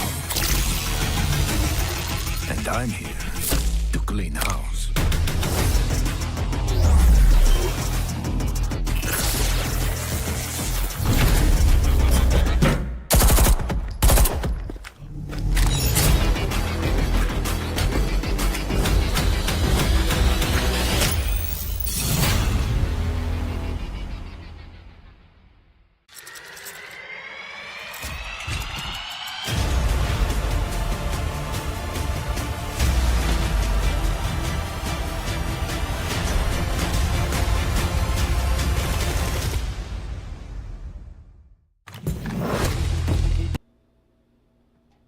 Alright then, ladies and gentlemen, welcome back once again to the South Asia Elite Community Series for Rainbow Six Siege X here at Fragnation in partnership with Ubisoft. My name is Blackjack, of course, joined once again by my co-host Madness as we are back for Qualifier 1 Grand Finals Best of 5 map number 2. That is correct. We are already underway and the first map has already happened. It was a 7-5 in favor of Hasib Warriors on Nighthaven Labs, which is pretty much all the recap you will need because we've got more siege action to come to your screens right here, right now. Let's not waste any more time, folks. We will be getting right into it as map number 2 is Blitzkrieg's pick, and it is going to be Chalet.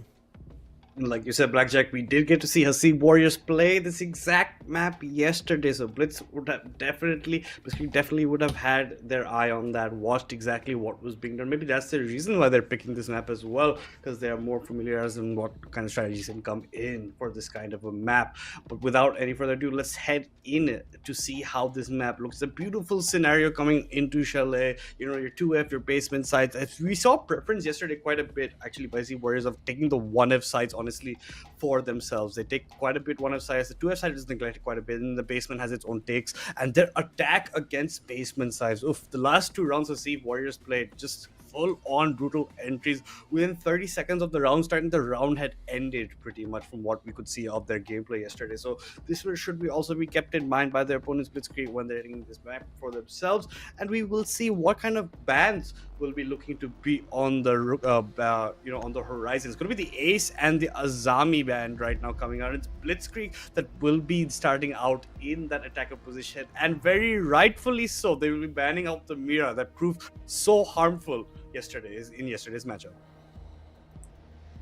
Not just the Mira, mind you, we also have the ban on the Blitz. This is something that we were touching on right at the tail end of the previous map of Nighthaven Labs. You do not want to let Ions pick that Blitz. Just don't have him in play. Really, just do not let him get his hands on that German shielder no matter what. And that is exactly the thought process, from Hasib Warriors for map number 2. Well done in the ban phase overall. Good bans in general. The Mira ban, like you said, yesterday we saw just how insanely effective she can be on the map of Chalet. So you want to take her out as soon as possible, and that's exactly what's happened here. We're going to be going to basement to start things off. Snowmobile Garage for round number 1. Interesting pick here. Of course, because normally some teams would go to second floor, some teams would start out on first floor even as you kind of work your way through the map. And other teams we have seen in the past have avoided second floor entirely because that site, it gets played so often, it is a little bit on the predictable side. I do kind of agree with that. Regardless, in terms of picks, we have a fairly standard pick from both sides. You've got your Fender, you've got your Malusi, you've got the Bandit for electrification. No Kaid to hold down hatches though, and for good reason. You don't want to waste a band slot, You don't want to waste a pick slot on Kaid when Thatcher is available. So just delay the breach and let it kind of play out as you understand what your opponent is trying to do. Exactly. It doesn't make sense to actually give up a slot exactly just for that. But it's the basement take coming in. We're not seeing any fast movement right now from the side of Blitzkrieg, right? They're taking it slowly on the edge. They're taking their fight. Sparker outside this window. You're not going to get anything as a gridlock, but we have a run out Okay, nothing got Okay. counter. He gets back to safety. Hasib getting a bit ballsy there, trying to go for that kind of a play. No harm, no foul. It seems in that scenario, trying to clear some of these gridlock traps. You're fighting against a lot coming at you. If you're Taha, getting drones ridden away as well. You have to be careful.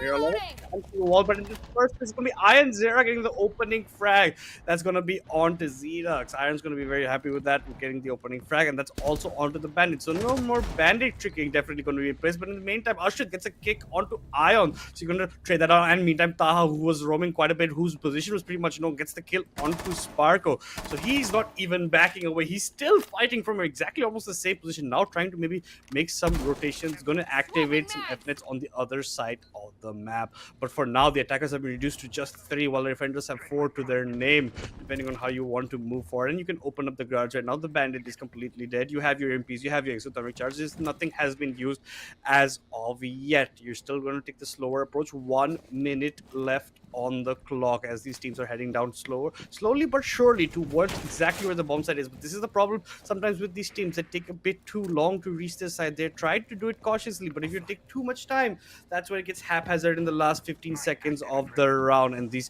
fireplace stairs have been ignored quite a bit, and finally we're gonna get the opening. The exothermic charge has been used probably to open up that basement, but on top we are still roaming. We're not going to catch anything. Ashit looking for a pick, doesn't catch out onto anything as of it. He's just biding his time. He's playing very deep actually over there, and actually kind of a sandwich kind of playstyle coming in. Now the next door will actually be opened by the exothermic charge, as you can hear on that point.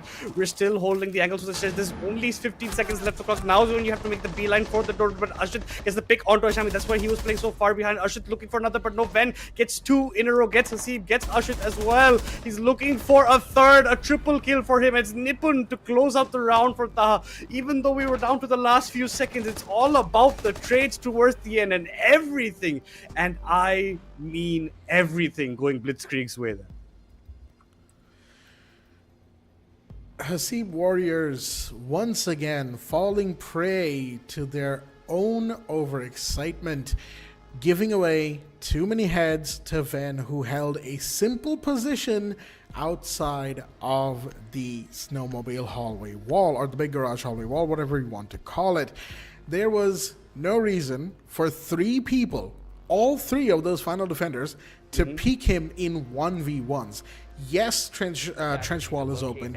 Yes, there's a breach that the thermite Nippon could go in through and get a plant going. I understand that you want to get rid of the Capital as fast as possible so that you can then aggress upon the thermite. That is, again, an understandable goal. My problem arises with, there were barely, 20, maybe 17 seconds left on the clock.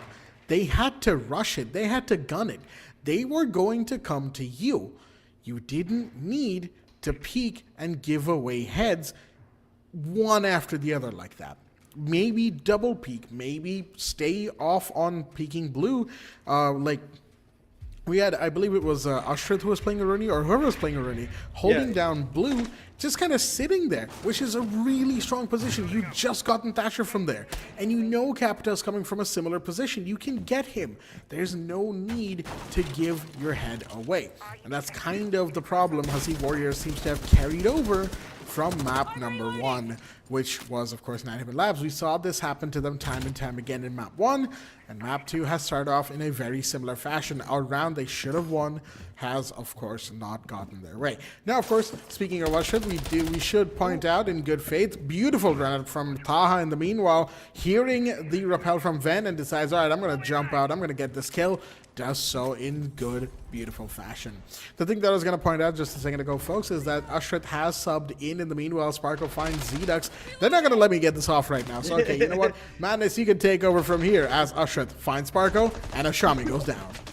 And they're just not letting you talk about the fact that Ashrit has come in instead of Baz over here. And Ashrit is actually pulling his weight very, very from the get-go at this point, because he's got 2 opening frags as well. But I love the run that Taha had originally gone for. Fatar gets the kill onto Nipun. Only Ion is left alive as the 0. How much can he do? A C4 thrown out for good measure. Not gonna hit any clay pigeons today. Ion's gone for the entire rotate actually. He's gonna be moving completely opposite direction where these guys are predicting him to be. There's another run run out, not gonna catch anything. These Hasib Warrior just love to honestly go for these kind of runnouts. They like to go out on these places. And I think with that, indication there is no kind of where the zero is right now. The door has been opened and Ashrit is looking to get a peek, and everybody's jumping down to get a piece of iron. But Zero is answering back, gets one, gets two, a double kill. And now I think Hasib Warriors have to take a bit of caution about it. Someone from the 2F floor actually shooting down towards him. So Ion's going to take a complete rotation, gives the sound of running or maybe a fake footstep in case someone is playing a close by angle. But no, nobody's picking him as of yet. He's going to make another full rotation around, going to jump in through this window, maybe near fireplace staircase as well. He's just going to put a camera up for now, this Zero device. Maybe someone on the cams can watch it out for him. He's going to rappel up. I don't know if this sound has been heard from any cameras or whatsoever, because now the diffuser had been dropped here originally. I think this is where they should have honestly been capping if you're a diffuser, but I think they've lost track of where the diffuser had actually fallen down. I'm gonna walk in, gonna get the default camera. This sound cue should be enough for the rest of the team to know exactly where the Zero is. He's gonna shoot another camera, gets absorbed by the Wamai, unfortunately for now, but he has quite a few cameras in his pocket that he can dispose of at any given moment. Looking to flick here and there. The sound sensor comes in. Here comes the double swing as well, but I think Ashid swung quite a bit earlier than his teammate. But anyway, it doesn't matter. No harm, no foul if you get the kill. The proximity sensor is doing his job, allowing you to know exactly when he walks up, gets the kill for him, equalizing in terms of rounds over there. So I see Warriors finally get a round on the board in map number 2. Good stuff on the early round right here. Hasib Warriors showing that, yeah, they can get a little bit overexcited. They can get a little bit overeager sometimes, but with good reason. They're a team that has seen so much action over the years, over the many, many tournaments and thousands of matches between them. So the fact that sometimes they feel the need to spice things up by being as unpredictable and even random that they can be, that of course makes for a very good time for us viewing and commentating and spectating this particular matchup.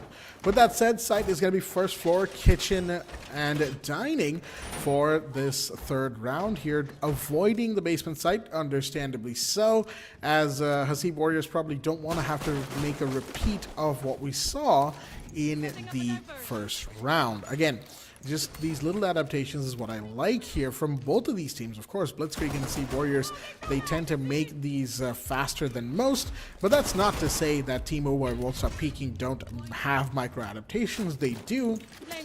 It's just sometimes, even with these micro adaptations, they tend to get either outplayed or they tend to get a little bit too overzealous and then end up losing despite the decent thought process going into their rounds. I mean, it's happened to Hasib Warriors as well. It's happened to Blitzkrieg, and it probably will happen again. It is, of course, human nature to make errors of this kind. With that said, Taha, once again, maybe ill-advised right there, as decided to go for a peek at a library. Well, guess what? The upside down rappel catches him, and that is the Ella put down into the ground.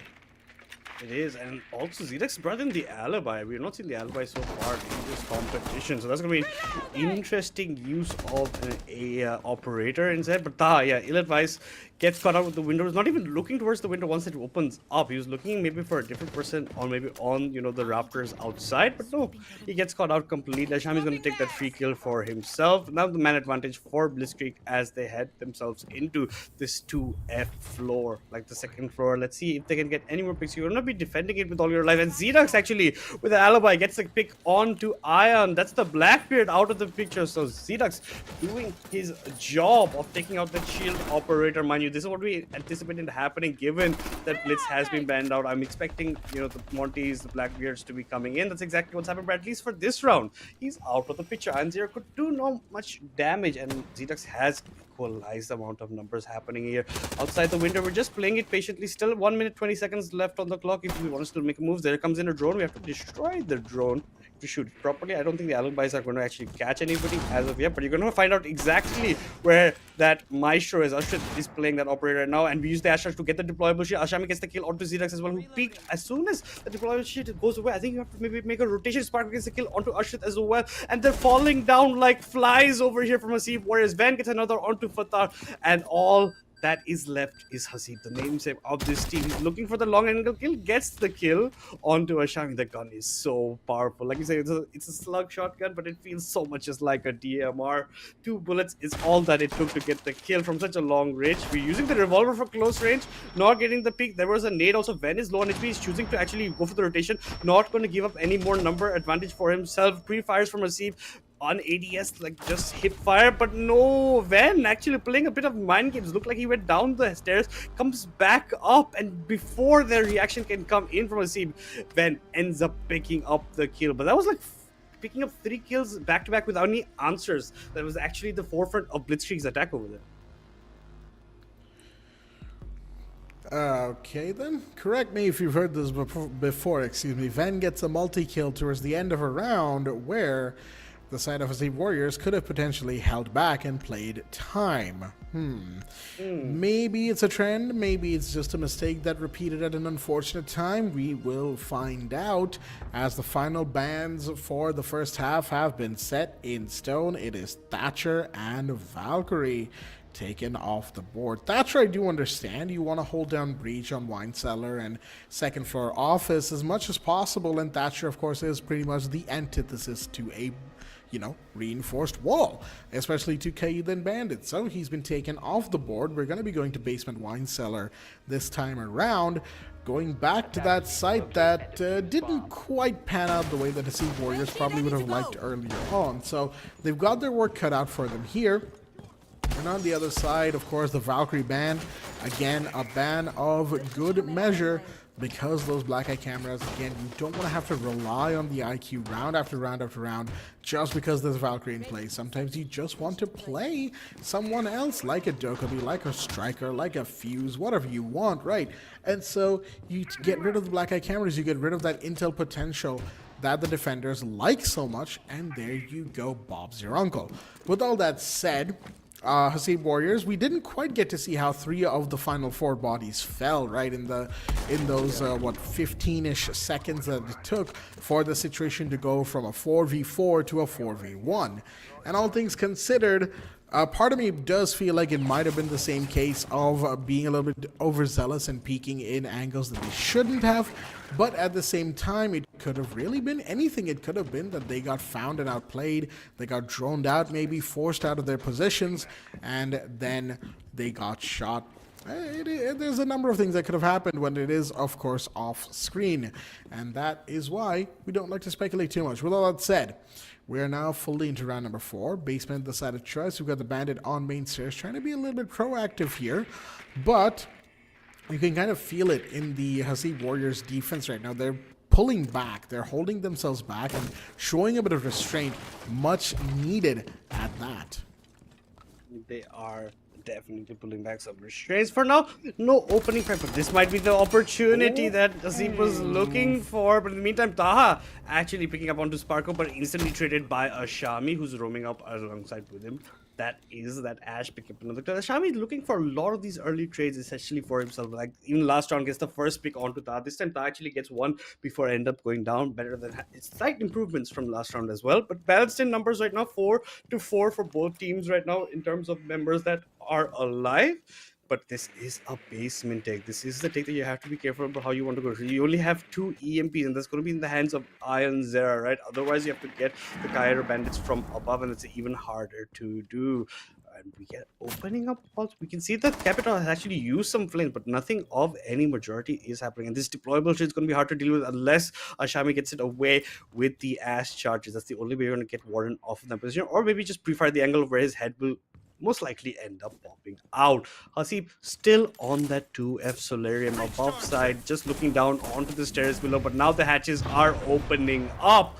That will be all due to Ven, and the backside from blue will be the thermite opening up the exothermic charge. I don't think you can lock in too much onto him as well. The wall should be opening up if it goes properly, but no, as of yet they are still fine and dandy. Nipun will be making the entire rotation, and look at the drop coming in from Ven. He's gone into garage essentially for himself. Default camera now getting shot. Asami even flicks onto Hasib, gets his second kill of the round. So that's the roamer out of the picture that they were wary about before, but now they can walk in from this opening opening the mid, the breach that is open. It's 20 seconds left. The time is ticking. You do have the man advantage, but for how long? Nippon gets a kill onto Fatar. Another man advantage obtained for you with only 2 more defenders to deal with. The C4 is ready. It doesn't connect, but Ashrit gets 2 with the SMG, looking for 1 more. The shotgun getting the 3rd. A triple kill, and Xenox even chiming in. The 2 versus 4 going in favor of their team. This is Hasib Warriors showing you what they can do in that position, and that is Usher, the substitute, coming in for this match, going absolute bonkers.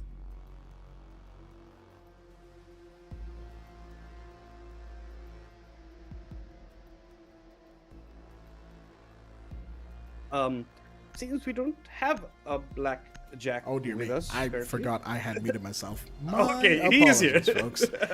Yeah. No, I had to mute myself because I was taking a big gulp of water for just a second there. But yeah, no, what I was saying is that beautiful triple kill right there towards the end of the round by Warden, aka Nadi Ashrit, coming in as the substitute player for the team and definitely pulling his weight. We did mention that before. But my point here is that it was more than just Warden being Warden and, you know, getting multiple kills in quick succession. It was, of course, also the case that excuse me right there. It was also the case that he was able to use those smart glasses that the Warden is known for, right? The gadget that gets so little use over the course of a round of Rainbow Six because there's only so many moments where you have a smoke play that you can see through with said smart glasses. So beautifully timed right there from Ashit. He had his positioning, he had his timing, and he played his cards to perfection. The Sea Warriors definitely needed that round as they are now 2-2 equalized going into the next round. And again, Taha, he's been fishing for these entry kills. He's been fishing for these spawn peaks, and it works out the second time now for him, finding Ven as the first body for the round. Does find Ven, and this time more importantly doesn't even get traded, so he's going to keep the man advantage for his team as well. And that's a very good opening shot coming in. For look at the angle of Fatar sticking on top of the table, trying to get a more deeper angle or depth perception for himself. Nippon still outside the building, not doing much. Taha's thinking about where he can next strike, honestly, at this point. 2F seems to be on lockdown, if I say so myself, on the side of Hasib Warriors, and Blitzkrieg are going to have to fight quite a bit to take this position away from him. Nippon's going to still continue on his rotation, not quite sure about where he wants to be. The call should be going on from his team about what kind of attack they want to go for. Here comes the Flores drone. It's going to get the deployable shield. It was shot too late by the side of Taha. Taha had an inkling that this might be happening over there, but couldn't stop it in time at least. For now, you're going to keep that magnet going to be thrown by Fatar right there below that window, just in case another thing flies through, maybe a flashbang of sorts to maybe make an entry from there. Shit. Okay, Sparko, going to open up a window, going to go for more rotations to this side. Oh, going to go for the fight. It's quite a bit of damage for his troubles of trying to fight a deep angle like that. It was against the MP7, I'm sure, from the sound of it at that point. But on the other hand, Ashrit going to continue to be a menace on this alibi. It's going to continue to be lurking around, waiting for more picks. 1 minute 15 seconds left on the clock. Another Flores drone being used to clear out utility around that window. And now Fatar has also been spotted exactly where he is. Window around him getting broken open. Has to be careful of the angle. He's being shot from 2 separate angles over there. And Sparko actually gets the trade. Fatar was looking at that, but Speaker's advantage going into his favor. On the other hand, Nippon has actually been knocked. He's fallen down. The C4 doesn't connect completely. Sparko eats a bit of damage, but doesn't fall down, and the F-nets coming into effect. 40 seconds left, depending on how you want to look at it and how you want to exit in or walk in more. It's 4 versus 4. Nippon is very low on HP. Sparko is very low on HP. And now Zedux is making his move, coming back up through Solarium stairs, coming in for a rotation. Let's see if he can catch up with the flank. You have no flank watches essentially, but Ashami gets the kill onto Taha. Sparko gets the kill onto Ashrit. Nippon gets the kill onto the flanking Zedux. All is left is Hasib. How many times have we said this? Only Hasib against the world. A 1 versus 4. A nigh impossible situation for this man to deal with. He'll get the first pick on Sparko, who's out with utility, gets a second onto Iron. He's making this possible second by second over here. Tails out the revolver, looking the opposite direction. There are 2 players to deal with. Gambled on one angle. The gamble honestly did not pay out for him. He gets shot in the back for his troubles, but that was almost looked to be doable in a 1v4. But unfortunately for him, it's going to be Blitzkrieg taking round number 3 for themselves. the potential for these 1vx's is certainly going crazy right now, as this is what I think is the third time the side of Hasib Warriors was well, semi-successful in pulling off a 1v4/1v3/ whatever you want to call it. 3-2 is the scoreline right now. Well, not equal, I say. The advantage goes to, well, for now, Blitzkrieg, as they have one round over the side of the defense. Here is my kind of question here to Hasib Warriors, and I believe we'll get the answer to that over the course of the next few rounds of attack.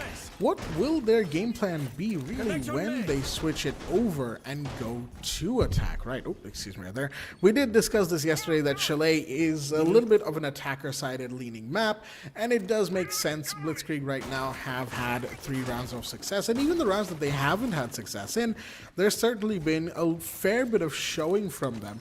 The only round where one might even say they got completely stomped on would have been round number 2 on second floor bedroom, where Hasib Warriors only lost like 1 body and made it a 4v1, and then they kind of goofed around and gave away a couple bodies, sure, but that was really like more so, hey, we're gonna win the round anyway, let's kind of mess around here. That was the thought process. So realistically speaking, Blitzkrieg, for 4 out of the 5 rounds that have been played, have been really comfortable for a majority of the round. And more so than that, I think what's really helping them is the fact that the mid round has almost always gone their way, save for round number 2. And why do I say that? Mid-rounds are important in Siege because it's the transitionary period from your entry, your early droning, your positioning, and whatever setups you need to do, the transition from that into your execute phase, that is what we like to call the mid-round. That's when you're finishing that setup, you're getting your drones in place, maybe you're catching someone going for the flank, you're setting up your flank watch, all that good stuff, right? And in those mid-rounds, if the defenders do not contest you, if the defenders do not poke at you, then you've got time to get that set up, and then when you go for the execute, guess what? They can't really do anything about it because they've given you that time and given away their space as a result. And the Hasib Warriors hasn't really been doing much in the mid round. They really just kind of fall back and wait. Too much, some might even say. Exactly, and talking about mid-round, we're heading into that. A run-out was made by Ashrit, but Sparko gets the better of him. It was a very messy gunfight from both players, essentially, over there. And Hasib has actually been knocked as well, I think, jumping back into the window. But look who's on the hunt over here. It's going to be Sparko getting another hit onto the Hasib. Is still knocked down, still not been picked up, by the way. The Denari is coming into the hands of Zrex, but I don't see much utility for it as of yet. You're losing quite a few numbers, and this is what we're talking about, the mid-round. Oh! That was almost a kill onto Ashami. Ashami, you're gonna have the jump scare of his life when he heard that shotgun as soon as he ran past that window. He's gonna still have his eye on him, not aware, does not care about anything behind. He thinks he's covered as well. It's only Fatar, Zrex, and Hasib alive, right over Hasib Warriors, and everybody's still alive from the side of Blitzkrieg. 45 seconds left on the clock. Here comes a lion charge as well, so everyone has to be stationary from the side of Hasib Warriors unless your position wants to be revealed, unless you have a mute jammer. And here your nade's gonna come into close, clear the close left of that window sill. Not gonna catch out anybody. A far angle by Fatar. Ooh, can catch someone on the window. Did a little bit of a pre-fire, has the C4 prep. It's gonna go a bit wide. Does a bit of damage also the onto vent, but he gets caught by Nipun from the other side. As so does Zedux by the hands of Ashami. You can see as he walks into 2 people, actually still gets the kill onto Sparko, almost even trying to flick back onto Ashami. But just very, he actually is looking at Ashami first before he flicked to the right side of Piano. So a bit of flicks are happening, but unfortunately for Hasib Warriors, their defense is not what it looked like in yesterday's matchup, right? Because they were looking a bit more strong yesterday in terms of how their defenses look. But here, Blitzkrieg gonna take 4 rounds in their own attack. We're gonna have the half swap up over. Let's see what kind of bans coming out from both teams here. Ace and Zombie are going to start us off here in the second half's bans. But I do have to say, once again, the problem persists for Hasib Warriors. They're giving away bodies, they're peeking in moments where they probably don't need to. And I will probably sound like a broken record to all of our viewers at home, and probably some people will be asking, but like, okay, but what if they need to peek, don't they? They need to get rid of these attackers. They need to stop them from getting in the site. Yes and no. The big thing you need to remember as we get the second set of bans, it is of course the Monty and the Melusi. Interesting ban there. We had the Blitz in the first half and it's the Monty in the second. So it's a shielder nonetheless. With the Montane, it's more so that you've gotten rid of a mountain that has legs. And in the case of Blitzy, it's a choo-choo train with legs, right? Realistically, they're largely the same with just a few minor differences in how they can kill you. But going back to the point that I was saying, when you're on the side of the defense, the clock ticks for you, because if the attackers don't kill all the defenders, or if the attackers are unable to plant the diffuser, the defenders will win by default, right? And yes, playing time can be considered playing lame by some people, but at the end of the day, you are here in a grand finals in a, winner takes all situation. It's a best of 5. And like we said before, teams in South Asia have certainly shown that the longer a match goes, the more they can and probably will lose steam. They will deflate eventually, even if you're the best team in the world. If it's a best of 5 and every single map is going 7-5 and then 7-5 and then overtime, you will lose steam. You will start getting tired. So would it not be better to sometimes play a little bit lame, play the time, and wait for them to come to you so that you can conserve that stamina? At least that would be my argument in this regard. With all that said, of course, it's not like it matters too much right now as the Sea Warriors are on the attack for this second half. Blitzkrieg bringing in, actually the Mira is available, and you can see Ions has brought her along. Yeah, Zami Melusi ban means Mira is available, like you said, and Ions will be playing that. Xerox has brought out the demos yet again. Here comes the first lion charge, and with the bling, we can hear it is a Flores. Yet the Flores drones love to come through the window. We're going to use the Hibana to try and open up towards this Mira, and Mira has to back away, but he's backing away into the open arms of Hasib. Hasib is very functional on this line. Gets the first opening frag onto a Shami over here. Now, again, you do not have the magnets later on into the round. A lot of times he's going down early on. And then Iron Zero also falls to the hands of Xerox. These are two very good trades coming out at early points for the side of Hasib Warriors, and there is no answer back. Blitzkrieg down to just 3 members, and Sparko as well as being hunted quite a bit. Sparko and Nipun close to half HP, and looks like Taha jumped into a Frostman while Diffuser is going down on this side of the map. Sparko gets a kill on to Ashrit. It's Ven and Sparko against 4 members. Hasib is low on HP, so is Taha, so it might still be doable. And Taha was just recovered from the Frostman, can't even sprint, can't even run, and will be bleeding around every single way, making a lot of noise cues as well from himself. But we're looking the wrong way if we are to be Ven, and Fatar will take complete advantage of that. Zedak's going to be walking into Sparko's, Sparko going to be walking to Zedax's crosser, and Sparko didn't react. He didn't even see Zedax here behind this. I don't think he's fired even a single bullet in time as well. So they're taking complete advantage. A very good opening attack from the side of Hasib Warriors.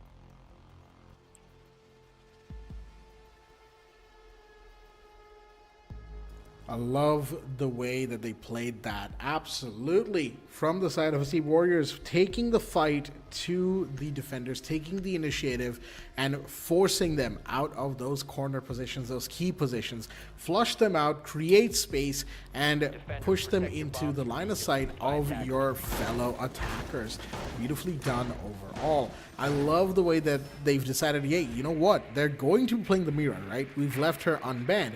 So let's get someone like Hibana, who can be a nuisance to Mira players because of how far and how remotely she can get breaches done. She is known as the Queen of Hatches, yes, but she can also make poke holes in reinforcements, and even one Excalibur pellet placed in the right spot is enough to disable a Mira window entirely. But of course, that's a little bit trickier. So you want to just do the the combination of 4 and then go from there, which is exactly what we saw happen, right? The mezzanine Mira window was denied, which forced the Mira back, and it was a execute that was helped because there was no Mira window remaining on mezzanine. Those are those important plays that the Sea Warriors will need to continue to do. They are 1 round away from equalizing here, which of course will be a tremendous moment for them, but this is now a different kind of hurdle they will face because Ions, true to their playstyle, they are now bringing in the clash. The clash comes in. Ion just can't get away from the shield. It seems like no matter where he's going, he's going to be picking that up. And only one available for Xerax to actually hunt is going to be the Frostmourne. You can see from his UI at that point. A long angle actually maintained from outside. The Grim Charge is going to be coming in. They're going for faster takes over. You're going to reveal everything. And you're going to jump in to the window next to Solarium from the side of the Grim. Look at this on the other side. Urshed gets the kill onto Ions. That is going to be the clash limit. Not sure if he had placed the shield down before. And Nipun is also on low on HP. But Ven fires back, gets the trade kill, but he's traded instantly by Taha as well. It's not looking good if you're Blitz, but hey, if you're Blitzkrieg, you're going to be happy that Sparko got another kill onto Fatar. And Sparko is still trying to trade more on the garage. Unsuccessful this time. That's going to be the second kill for Taha. But in the meantime, Ashami gets another kill onto Xerax. Is a 2 versus 2 as the round continues. This was pretty much fast into the round because it's still 1 minute 30 seconds left on the clock in the 2 versus 2, and that's a 2 versus 2 where Nipun is really low on HP. One bullet even to the foot should be his death in this scenario, and they have to be aware of this as well from the amount of battle that he took earlier on. They're still going to draw, they're still going to take the time, and exactly what they should. The Hibana was used, but because of that mute, it did not get discharged. They may be trying to get the mute jammer away so that it can open up, because that way the Hibana would still trigger it for itself. On this side, another lion charge. That was the last of the line charges by Hasib. Right now, we're still staying alive, and the nets are coming out. We don't get to see that many magnet nets towards the end because usually Ashami is dead by this point. But now he's alive. He's going to take full utilization of his operator. Right? He's going to show as many nets as possible. There's not much he can actually defuse right now because there's no more nades left for the side of Taha. There's one nade left for the side of Hasib. The plant is going down. No one seems to be suffering. They don't seem to have any. The C4 comes in a bit early, and he actually shoots in mid-air. He actually gets the man. He gets Nipun before the C4 can come out, and Hasib with excellent coverage of the team. No wonder his teammate just did not even get off the defuse. He completely believed in what Hasib could do over there. Now that is what we like to see, communication and coordination. Of course, between two players it's slightly easier to do than it is between all 5 live active members, but still, that's what we like to see. It was actually a round with very few mistakes from both sides, and mistakes I can genuinely call mistakes, right? In hindsight, as was pointed out yesterday when we had our post-match segment with Team Uwu's member, right? In hindsight, you can say, oh, why did we do this? Why did we do that? But in the moment, in that round, they played the decisions that were made, were made to the best of their ability, and that is what counts here, folks. I do love what we saw from both teams. Sparko playing basement, being a big distraction that mid-round all the way till the very end, fighting to keep the attentions away. That is to say, Hasib Warriors' attentions away from where they actually wanted to go. And I like the idea that Hasib Warriors had as well. They decided to not even bother with the push through library, with the push into mezzanine, and all of the usual stuff that we get to see. They decided instead, you know what? They probably won't expect us to go through Solarium and push the back part of the site, and it did work to a certain extent. They just kind of put too many eggs in one basket, and they started losing bodies because they had almost nothing set up on and off angle to play that distraction role that Sparko ended up playing, right, towards the tail end of the round. So all things considered, that might be the only nitpick I have from the way that was played. Oh, Z-Dux trying to get a sneaky entry through garage, unaware of the fact that Ven was down there. Whether or not basement was droned, it doesn't matter anymore. The sledge is the first to fall. That's what you kind of expect mostly the Ven as a Valkyrie to be. He's going to be roaming down below, trying to get picks later on. And unfortunately for Z-Dex, the wrong time at the wrong place, right? And maybe just not droning as well.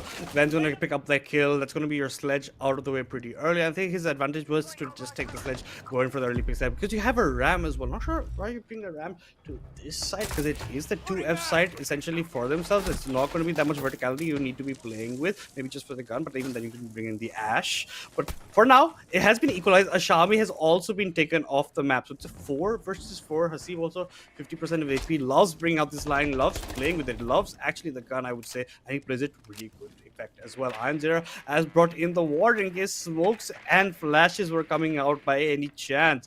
But for what we can see, there's no smokes inside. There is no flashes except only flash grenades in the hands of Ashrit and Fatar, and maybe that's what he can end up dodging. And you have black eye cams and you don't have an IQ to actually spot them out. Look at this. We're just holding that balcony from that side of Sparkle for himself. He doesn't care if someone comes in. But oh my god, the How going for a fight. Iron Zera, quick to the mark off the sound cue, goes for the peek, gets the headshot onto that Grim, instantly takes him out. And mind you, this was Iron with the low HP to begin that fight with. So that's very well recommended from the Warden. Taking his time, goes for the swing, gets the pick, now gets the man advantage for himself. And now the door wall should be getting open. There's no like stop it. And as soon as that, he's going to take advantage of the sound cue of it opening up. So he's going to charge, rushes to as Fatar, gets Nipun, and the other side That's gets C4. the kill onto Iron. The C4 from below from Ven gets the kill onto Fatar.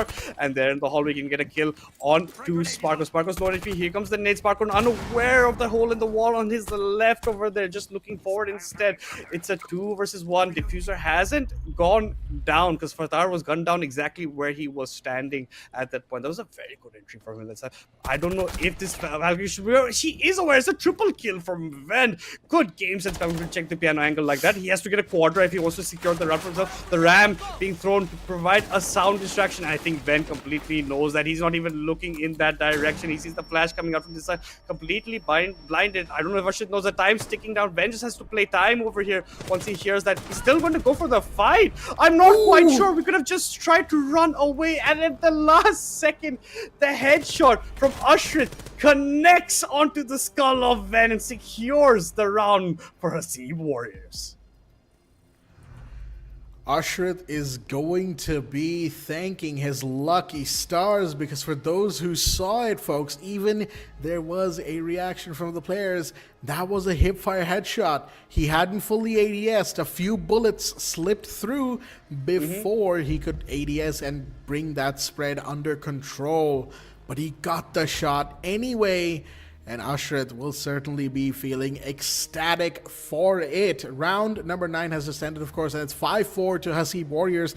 The first time in this matchup that they have taken the lead. Well, I say in this matchup, I say in this map of Chalet. Chalet, of course, is Blitzkrieg's pick here, and they've brought themselves a very good opportunity so far because they were 4-2 up. However, the last 3 rounds, they have turned up aces for Hasib Warriors here. And all things considered, their last attack round on offense, once again, beautifully played. And Blitzkrieg, yet again, they fought hard. They fought valiantly. They're going back to second floor office, actually. 3rd time in a row, maybe 3rd time's the charm. That might be what they are thinking. Whether or not that is the case, of course, remains to be seen. But on the other side, for Hasib Warriors, they will certainly be very happy of how the last 3 rounds have gone. The final bans, of course, for the round, let me, before I forget to talk about them entirely, Thermite and Valkyrie, again, understandable bans. Thermite means that with the Ace band as well, the breaching is going to be incredibly hard to do because now you have to rely on Maverick or Hibana or secondary heartbeat charges, which, again, they don't give you the kind of room that Thermite and Ace can. And on the other side, Valkyrie, well, you don't, like I said before, you don't want to have to pigeonhole yourself into picking IQ round after round if you don't want to. And of course, those black eye cameras, incredibly good intel potential, which then gets denied. Is good. And you're talking about bringing the Maverick Hibana. They're not going to bring either one of them actually into the side, but they're bringing Aurora into their attack. So maybe a bit of adaptation by Hasib Warriors over here. Maybe they want to try something else out, but I'm not quite sure if the early entry actually coming. It's going to be a fast take. That's why they have gone for this. Fatar has walked in. The plant's actually going down. Zeta gets the kill on Sparkle. Nipun gets the kill on Fatar, but Nipun's been blind. He gets the melee kill onto Taha actually. Hasib gets the kill on the Zeta. Iron gets the kill onto Ashrit. And in the blink of the eye, the round is over. Shami gets the last kill on to the side of Hasib. It was maybe an okay game plan going in onto here, but if a Blitz is blinding someone and not getting kill and getting meleeed himself, that might be a problem that you are not going to be up for. Everybody gets eliminated, and the fast take for Hasib Warriors is turned into a fast loss for them and has equalized us in terms of rounds between these two teams. So, what was the plan exactly is kind of the question I have in my mind right now.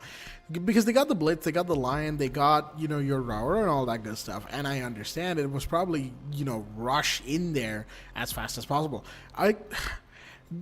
all happened so fast, I didn't quite catch the sequence of who went down. But if it was Usher with the Raora who went down first, then I actually can kind of understand how that play or attempted play ended up failing, right? Because Raora was probably the linchpin to that plan. She was the one who was probably meant to shut down doors, keep alleyways locked, and then force the defenders to, expose their heads to attacker-friendly lines of sight. If that was the plan, if that was what you were trying to do, then, and if Usher was the first one to go down, or one of the first ones to go down, then yes, I can see why that plan would have failed, at least the way it did. I certainly feel like Nippon, again, getting blinded by the Blitz, but still managing to get the knife off. Of all things, it wasn't even like, a shot through, like, being blind, like a blind shot, as you say, right? It was at the knife. That is just insult to injury at the end of the day, yeah. But with all that said, looks like second floor office and bedroom will be finally won by Blitzkrieg, and better late than never. They get one for themselves. Grenades out here on the drone hole 2 snowmobile garage. That is the second side of choice here, and they're going for the Hibana trick to get that wall breached as fast as possible. But it's Kaid, and he can trick Hibana with a lot of comfortability.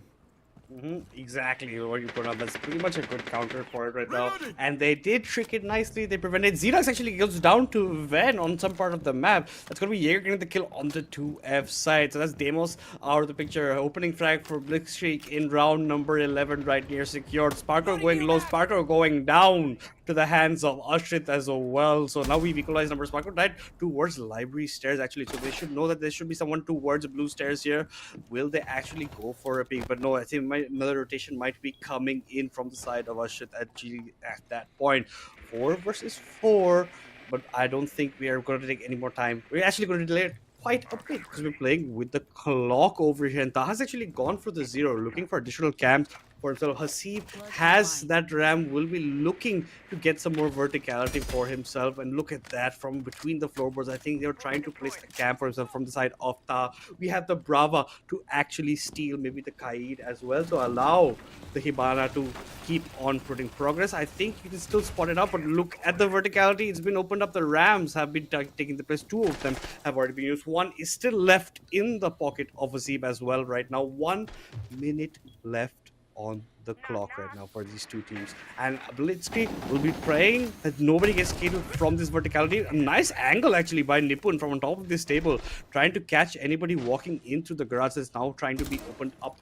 by Fatah. Even at blue, Ashami is still going to keep an eye on there. Gets a kill onto Fatah, but instantly traded by Tahu, gets another kill on to the Kaid. It's a 3 versus 3 on blue. The fight is taking place on blue. The fight is won by Ashami, not completely committed by Ashrit in that fight, and he's going to pay it with his life. Only Taha and Hasib alive. Taha low on HP, but Taha gets the kill onto Ven, equalizing the number factor for themselves. And looks like Nippon is also going very, very low. Nippon goes down to the hands of Taha. All that remains is Ashami. A triple kill for Taha in the round. Can Ashami do it? It's a 1 versus 2. Diffusers going down. There is still cover for Ashami. Should be looking to walk up. Not walking up enough in time. Diffuser gone down. 44 seconds for the attackers to play with there to delay the defender from walking down. Pre-fires going on to Ashami. They know exactly where this man is, and more pre-fires coming in. But the other pre-fire goes down. Actually, Hasib goes down as well as a nice shot by Ashami, and a 1 versus X actually coming out on top. It's a triple kill for Taha, but more importantly, it's a triple kill for Ashami.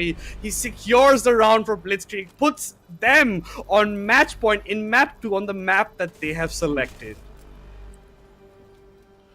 Ashami with the 1v2 in the post plant. Beautifully played right there from the Wamai.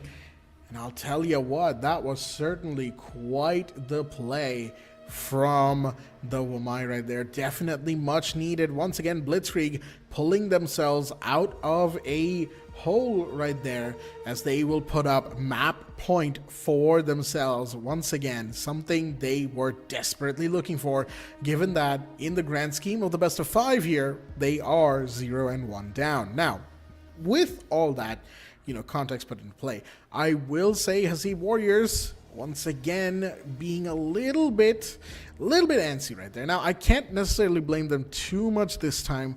They didn't really have the wherewithal as to where the Wamai would go. Would he stay in blue? Would he peek from there? Would he peek from the rotate? Would he go into connected room? Well, we didn't really know, right? And that's probably what happened right there to Hasib Warriors. They didn't have the intel, or at least they didn't have it in time.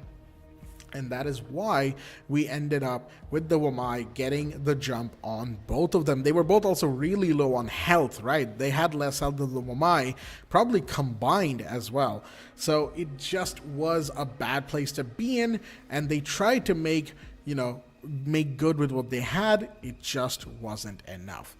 With all that said, folks, 6-5 is the scoreline. The round of ones will be in play as well. And you might be asking yourselves, what is the round of ones? Well, I'm here to explain that to you. It's more so something that I call round number 12 in a game of Rainbow Six competitive. And that, of course, is... The reason it's called that is because it's one round for Blitzkrieg here to equalize the score count 1-1 in the BO5, unlock map 4, essentially speaking, and finish off map 2 Chalet in emphatic fashion.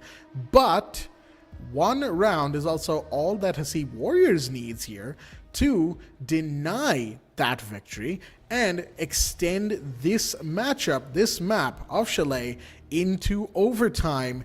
And from there on, of course, it is anybody's game, because overtime is essentially like a forced reset, right? Into a best of 3. The first to 2, best of 3, whatever you want to call it, that is what overtime ends up being in Rainbow Six Siege X competitive. So that's why it's the round of ones, because it's that one point, that one round that will dictate what we are going to see afterwards. Exactly, right? And more importantly, put it in perspective, it is a best of 5, right? So if you go overtime, you're delaying even further before you hit into map 3. You're putting even more energy into it. I don't care how long the break is in between, it's still going to weigh up onto your players. So Blitzkrieg, if they want to end up the match, they want to end it fast, right? They want to get this on for them. For Hasib Warriors, no matter what, they still want to go to overtime. They want to get 2 maps in the series in a row for themselves. We are still currently in that pause timer, but you can see a couple of the agents getting picked up. We're going to get to see a Thorn. I don't think we've seen a Thorn all day in map number 2 as of yet, so I think this is going to be the first appearance. It's going to be hands of Ven.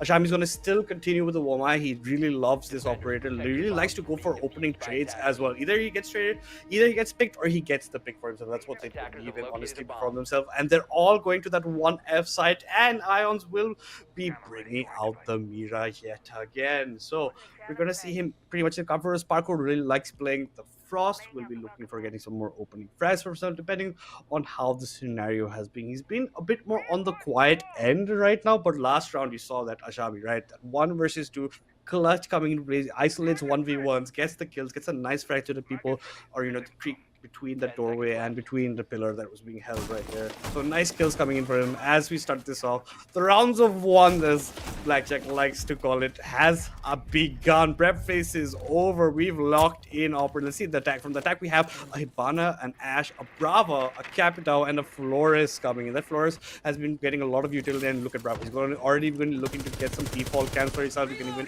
hack a lot of things actually over here. A lot of the magnets, a lot of jammers, the torch. The C4 comes in. At least fast feet reactions by Xerax means he's barely took any damage, and he gets the kill onto Ashami. This is what I was talking about. Ashami either gets the first kill or gets killed first, kind of this kind of scenario. He plays them with that 50-50 knife's edge kind of scenario in his mind, and that's what I really like in the player. You don't mind going for these aggressive shares, but unfortunately for him, this time it does not work out. Xerax gets the better of him. Sparko takes quite a bit of damage as well. Xerax completely blind, just drops down. Oh my god! Almost gets the kill onto Iron Zera, but Fatar actually ends up picking up the kill of the guy who was knocked down. Iron Zera was just holding that window, waiting for the drop, but couldn't react in time, couldn't get a single ounce of damage. Xerax barely injured, took more damage, I think, from the C4, and this might be a fast entry over here, Blackjack. It might end up being a fast entry. I do agree on that front. They've gotten 2 big bodies as well. Ions and Ashami off the board. Sparko does find one in return. Taha to fall. and that is another really important player, probably one of the linchpins of this attacking plan. Z-Dux is gone as well. Nippon firing back, and those are two very important kills that you simply cannot afford to give away at this stage of the round. 3v3 equalizer coming in as the defenders have created so much more space for themselves by taking the Capitao out. Of course, the Ashe has almost entirely served her purpose, got the entry kill, made sure to create, openings with her breaching rounds and all of that good stuff, but it was going to be Taha who's probably going to be the playmaker for the rest of the round with the Capitao, with those firebolts, with those smoke bolts, right? Maybe even trying to set up the plant, which is of course the all-important win condition here for the attackers. So Hasib Warriors, they will need to reconfigure, and look at this, they've got positions that are so incredibly hard to deal with. Sparko in a corner, just hugging it as you do. Nippon with the shotgun,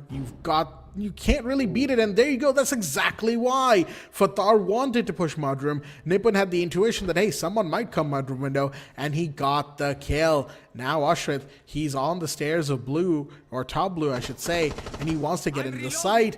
There we go. Sparko's gonna get down. That's gonna force the mute to come out, but the headshot is missed. Hasib, you can't afford to do that right now, but there's the peek from Ushrith. He's gonna get one, and it's all now down to Ven, the last one standing, and Ushrith comes around. He got in time. He got the jump on the Thorn, and folks, say it with me for the first time in this grand finals. Ladies and gentlemen, are you ready to rumble? Overtime is in play. Overtime is indeed in play, and we are pushing it in that backside. The Mudroom, that position by the mute, bought a lot of time. Couldn't go as where he wanted to, but they're going to be fine with it. Overtime is going to start in with Blitzkrieg going to be in the defender side, right? It's an attack side map. I see Warriors were showing a lot of prowess on the attack side, so they're going to be happy getting 2 attack rounds in a row, depending on how it will be going out for them. I don't see any much more changes coming. The Thunderbirds actually going to be coming in for Ven in terms of the operators being selected, and we have Ion actually going back to the Fenrir. So we're not going to see Mira, because Mira was the kind of start where Ion was feeling more comfortable on where he's going to play, but he is very good with the MP7 as well. Sparko's just going to continuously be on the Frost as of yet. We're going to go to the 2F side, which was 3 times in a row. It did not honestly almost work for them. Hasib Warriors ended up beating them out on this side, right? So questionable why we want to find out that much over there, but hey, maybe they have a different strat coming into play over now, especially with the Thermite also being banned. Now you have a banner, right? So it's much more easier to trick in case you bring that up, but you haven't wrote about that either. And it looks like Taha's going to be making the switch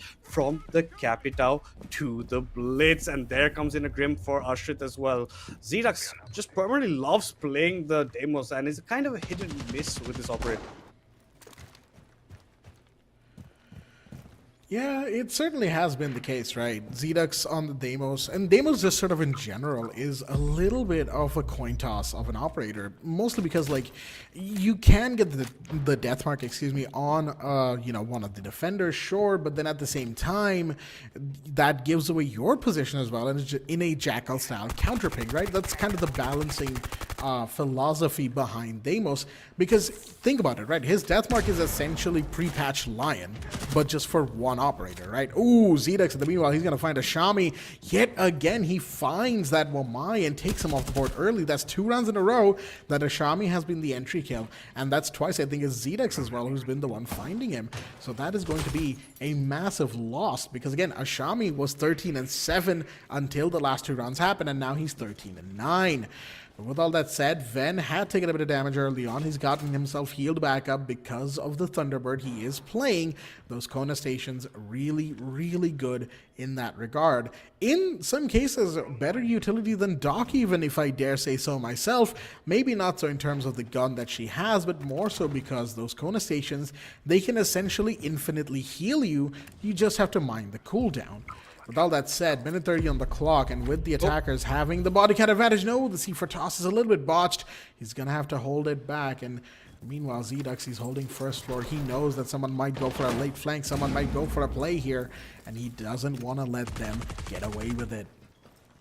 Taha's walking up as the Blitz. You have to be aware of this. There's even barbed wire. There's nades coming in on this side. They're trying to get the mute jammer so it can open up with the Hibana charges as well. Sparko gets a kill onto Ashrit.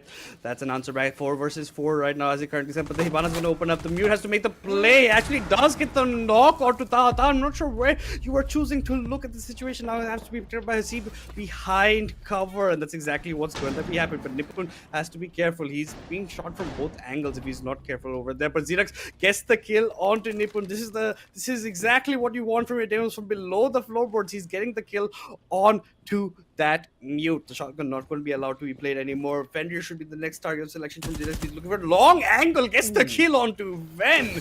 Ven not expecting a triple kill for Xerax. The plant's going down. Hasib gets the kill onto Sparko as well. And Xerax finishes up with a quadra in the round. Xerax going huge in this team fights. Huge indeed. Xerax pulled his weight very, very well in that round, I'll tell you what.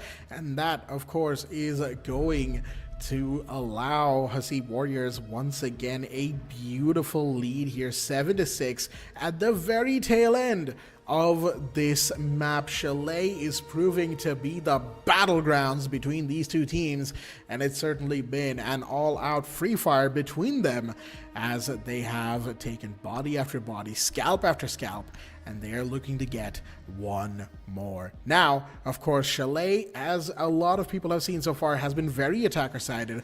Well, kind of, give or take. Actually, no, it hasn't been kind of, give or take. It's been 4-2 attackers on both halves, right? 4-2 to Blitzkrieg when they were on the attack in the first half, 4-2 to Hasib Warriors when they were on the attack in the second. So it's certainly been an attacker-sided night here on this map of Chalet, and that is, I think, something Blitzkrieg are going to be hoping for against all hope here and now, that they are able to make this attack round count. If they do, it's a 7-7, and it's forced into round 15, and of course from there it's literally anybody's game. So, will that be what happens? Well, let us find out here, folks, as we move now properly into round 14 with the side of Hasib Warriors potentially on the 2-0, or at least the cusp of the 2-0. Even though Blitzkrieg might end up winning this round, right? We're still going back to Hasib, we're going back to attack, right? On the next round, so that's going to be more in their favor for that. That's just how the map is looking at the current. We're talking about attack side. It's 4 map. In regulation time, 4 attack rounds from each team was obtained by them. But oh my god, look at Ashrit. Ashrit's creeping his way into this corner. Oh no, this might be a surprise that you don't want. He's just going to patiently bide his time. Oh no, the jig is up. He has to leave. That was a bit of a premature fire. I don't think he was spotted, and the player above is going to be counting his lucky stars. He didn't end up dying, and will actually be kicking himself that he didn't get the pick on the warden, just sitting there in the corner. Could have been a free pick for yourself, depending on how you see it for them. But at least right now, Ashrit's not going to depend. We seem to be having a camera glitch. We can only see cameras. Okay, finally we get to see players. It's going to be Hasib. Going to be looking at his own default cams to see if anything can be picked up. We can see Solarium windows are opening up, and again, Taha's just beneath the hatch. We love playing under the hatch. Nipun gets a kill onto Ashrit, who was maybe just going for that return play. Unfortunately, the warden's out of the round. Thermite will be taking that to his advantage, and we do have EMPs in the hands of the Gridlock and like secondary gadget EMPs from the hands of the Gridlock as well as the Grim, right? So you have 4 secondary EMPs to play around with, depending on how you want to go. But that's exactly what they'd want to do, given that you have a kite that you're going to be up against your bandit. You have so the bandit tricks can come in for the Fatar, depending on this. So you have more opportunities to play around with yourself, but you want to get one exothermic there, one exothermic on the back wall, so that you have both avenues to actually go in. 1 minute 15 seconds left, depending on how you want to look at it. And up the stairs goes Hasib. Hasib is going aggressive over here. He shoots out trying to get pre-drones. Nope, gives away his position. Gonna end up going back down over here. Sparks out another drone, neutralize that. 1 minute left to clock. 3 attackers to this side. They want to make their entry from blue, essentially over here, from basement hallway, but they need to get the EMPs off onto the wall. They really electric out from it. A C4 was prepped from what I could hear, but I don't think it's gonna get charged in. But look at this, Hasib looking to fight out, not gonna be getting any kills. The Thermite really wants to get this exothermic charge down. We're buying time. It's only 35 seconds. If I hear an Ash charge somewhere, Ashami's also going to eat a bit of damage, and we can't get the electric off the wall. It's being defended quite a bit. Sparko gets the kill onto Fatar, but Xenax knocks Ashami and finishes him off as well. There's going to be a lot being done, and the smoke is there. They're going to buy so much time. There's not many places you can do about it. Nice fire from the Captain behind the deployable shield. Prevents Taha to be there. 15 seconds left on the clock. Very rightly pointed. So down Spiral says down Fireplace Stairs is coming Sparko. But can Sparko be much of a problem? They can't enter side. Hasib Warriors battling it out. Xenax gets one. Hasib gets another. You're just never going to enter side. At the end, a flurry of kills though. Easy baby is what Xenax trying to check. Good game. That's going to be 2 maps in a row for the side of Hasib Warriors. 1 map away from securing the grand finals for themselves. They have just secured a series point for themselves. Hasib Warriors early in this best of 5. They take Chalet against all odds despite being 2-4 down. They make it 8-6 in their favor here, folks. What a nail biter of a finish right towards the very end. We couldn't tell who would have taken it, who would have been the one to win that round. Well, turns out it was the Hasib Warriors who had their plays on lock, who had their strats, their strategies, their positions, most importantly is what I meant to say, on lock. Despite losing 2 bodies, they were 3v2 right towards the tail end there. Let's not 3v2, 3v5 towards the tail end there. Let's not forget. And only 1 attacker fell, the Ash, who tried to push Trench Door a little too early. So really, it was a beautiful play of patience, and I love the fact that we had the Kaid holding down main stairs. He wasn't going for the kills, which is something I've criticized Hasib Warriors a lot for tonight so far. He was simply holding it down, going for the peak, forcing the gridlock back, then falling back himself. He knew if he died, that would be all she wrote for that round. And that is why he played that so beautifully. And again, just in general, beautifully played between both sides in the entire map of Chalet. I have almost no notes to really give to either team because they've both come really into their own. They've blossomed over the course of the second map. And that's why in a best of 5, map number 2 is arguably more important sometimes than map number 1. Map 1 sets the tone. It sets the pace. Yes. Map 2, on the other hand, guess what it does? It gives us a look at both teams at potentially peak stamina and peak mental fortitude. It's almost, in a certain way, all downhill from here, depending on how much stamina you've got left. And after an overtime 8-6, I'll tell you what, there's not going to be a whole lot of that going around. They will need this time between maps to give themselves that break, to let themselves breathe. Because after a game like that, I certainly would be clamoring for breath. I'll tell you that much, Madness. Yeah, you're gonna have to drink some water right now, take a little showboat, relax a bit between the game right now. Think about your next strategies for the upcoming match. And then Hasib Warriors is going to be riding that momentum. Like you're talking about, map 2 is important, but it's important for that sense as well. It can either tie the score to 1-1 or make you 2-0, right? It gives you either that confidence boost or the team that's behind to get back on equal standing, right, between those kind of map numbers. And that is also another type of boost you go for. But Hasib Warriors are going to be closing out in that overtime. We're going to get 2 rounds in a row. They didn't let the back walls open up, and that was important to closing out that ultimate round. But taking a look at the stats over here, you can see Xenax and Taha 3 opening frags apiece, and Taha only gave away 1 while Xenax gave away 3. But that's exactly what I'm talking about. Xenax and Taha leading from example. Taha was just trying to get these fights for himself every single time that he can go for it. Then I'm talking about Ashami as well. Ashami is also a guy who will either give the first pick or take the first pick. In this case, it was more giving because he gave away 3, only took 1 for himself, unfortunately. But in terms of kills across this, I think only Fatar's numbers are a bit lacking, but that's also because you're playing more of a support role, as well as you're playing a lot of the bandits, you're playing a lot of, your agents, of allowing your opening up in terms of your attack rounds, helping out that way. But entry-wise, I think Ashrit, a very good mix-up coming into the remember, map number Ashrit wasn't there. Ashrit came in map 2 instead of Baz, and I think his debut into this series, into this semi-final 2, has been everything that Hasib Warriors hoped for. Oh, absolutely. The grand finals here for Ashrit, giving him quite the platform to make a splash. But will he continue to do so? Will it be a 3-0 sweep? Or do we have ourselves a map 4 yet? We'll find out when we get to map 3. Until then, folks, we'll be taking a small break. Stay tuned.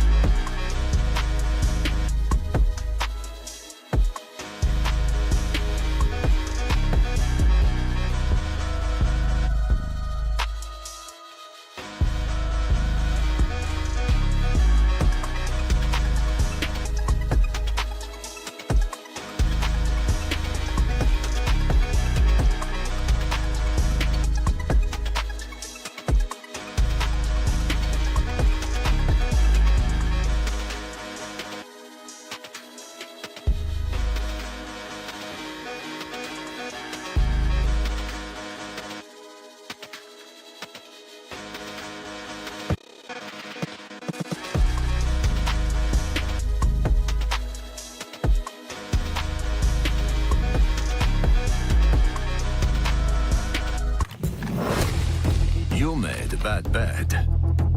Play the odds and risk it all. But you're playing my game now. And I'm here to clean house.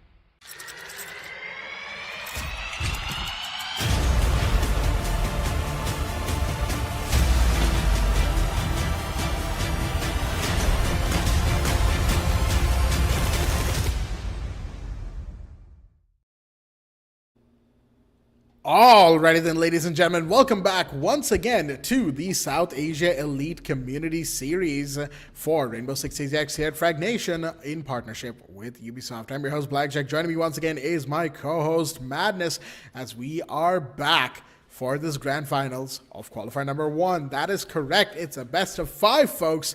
And what might even be more surprising to some if you're just now joining us, it is map number 3 that we're going to be going into. We'll have a look at that right now. In fact, as we get all of our viewers caught up as to the events, and it is currently a 2-0 for the side of Hasib Warriors. They are holding series points, having won both their map pick of Nighthaven Lab 7-5 and then Chalet, which was Blitzkrieg's map pick 8-6. So now we're going to be going into the map of Bank, which is, of course, once again, Hasib Warriors' pick. And boy, howdy, I'll tell you what, the pressure is on in that Blitzkrieg camp. Oh, it's definitely on. And they have been close matches. Even map number 1 is 7-5. Map number 2 went overtime, whereas the Warriors came out on top. And map number 3, which is Bank, like you're saying. It's not a bad map we got to see that much throughout semifinals at all. It's not been picked like Nighthaven Labs. It's a bit of an, question mark in terms of what kind of plays will be coming out. We haven't seen either of these teams perform it in recent times, at least. But with that being said, we're heading into the pick and ban phase. It's going to be Hibana getting banned out with the Azami as well. I'm expecting maybe even a Mira ban, because Bank basement Mira is also very strong. Even 2F side, if you use the rotation there on that side, can be as strong as well. But no, it's going to be the Valkyrie instead. So Hasib Warriors will be favoring putting out the Valkyrie more over so, and the Monty band will come in yet again, so we most likely will be seeing Blitz or Blackbeard if you're talking about shields later on. I'm talking about the Mira going through. The Mira is going to get picked up as well. Ions has no problem whatsoever, played it a lot of times in the previous maps as well, so he's going to be looking that down. Taha will be looking to be picking up the Blitz right now, unless they will change it later on in the plan. But you have evil eye cams for Ven. In the terms of the Maestro, you have your new jammers as well available to you.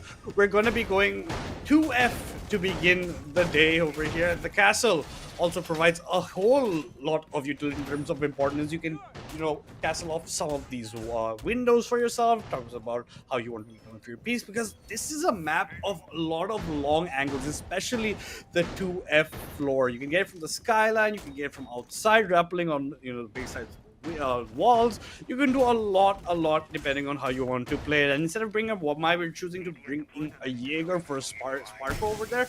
So let's see. I think it's the first time we're seeing him not playing the Frost.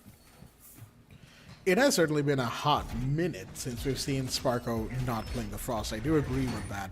He was playing like a couple of other defenders in the previous map of Chalet as well. A lot of it was Frost, but I think he might have brought someone else out, at least for one round.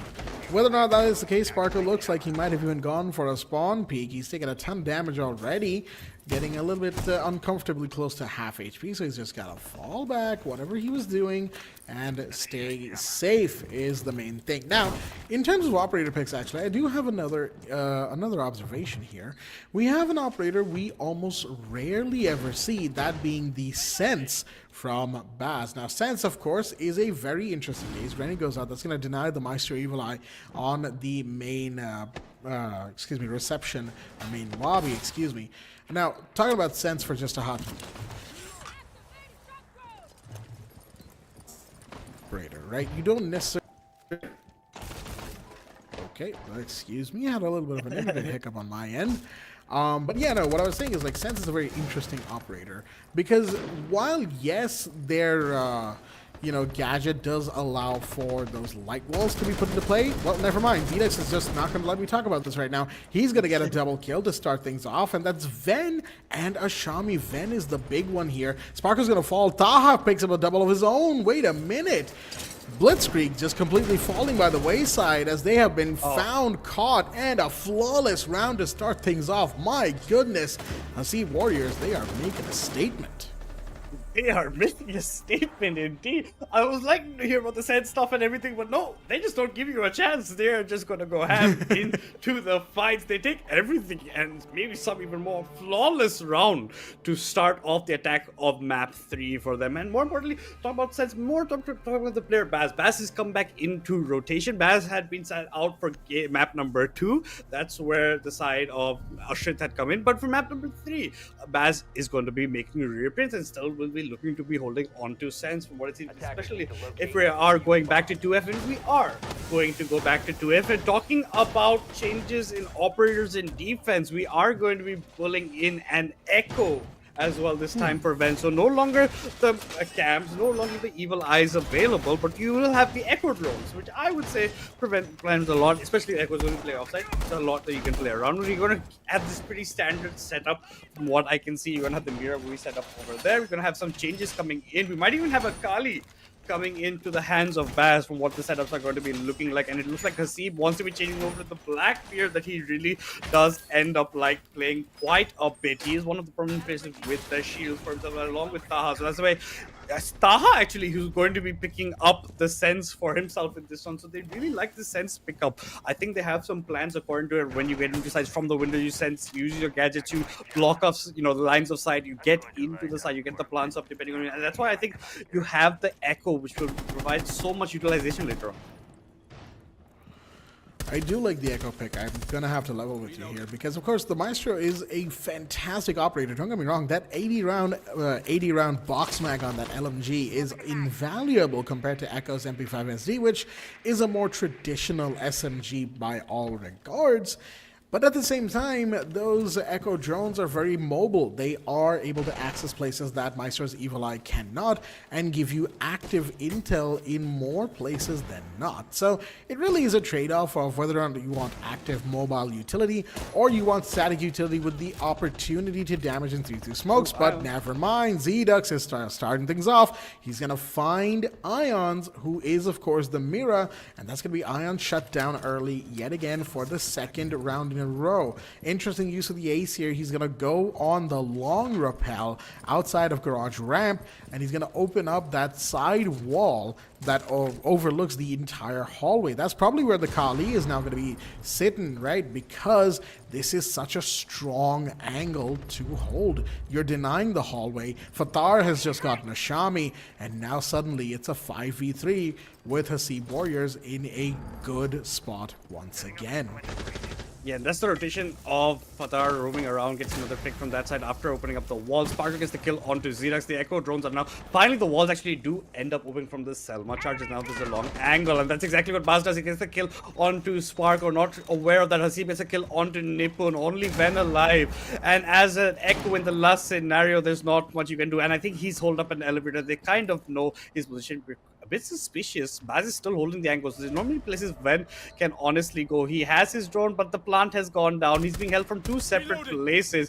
He's getting a lot of chunk damage as well. He's going to hit by the pistol because the bullets have run out. And Hasib's going to be picking up the pieces of Ven. All that was left of him gets a head shot onto the Echo. And if Echo's the last one alive with 4 people there against him, you can't even stop the diffusion. You have to be aware of people pushing into you. So unfortunately for Blitzkrieg, it's almost a similar pattern to what happened in round 1, just with more long angles opening up. You're taking the long angle kills as Hasib Warriors instead of just rushing into side and getting as much as you can. I think this is exactly what Blitzkrieg needs to do. They are looking to be locking in the basement. They need a change of pace. They need to break that momentum that Hasib Warriors are already building up. That they absolutely do. A change in sight, a change in mentality is required. Second for office has not worked out. You've tried it twice now. Let's switch it up, folks, and that's exactly what they're doing. Sparko's back on the Frost, as is kind of to be expected here. Jaeger hasn't really paid him much dividend, even though Sparko does kind of tend to play on the back foot these days, you know, opting to support his teammates and play kind of around site in a lurk capacity where he can. It doesn't seem to be working out for him.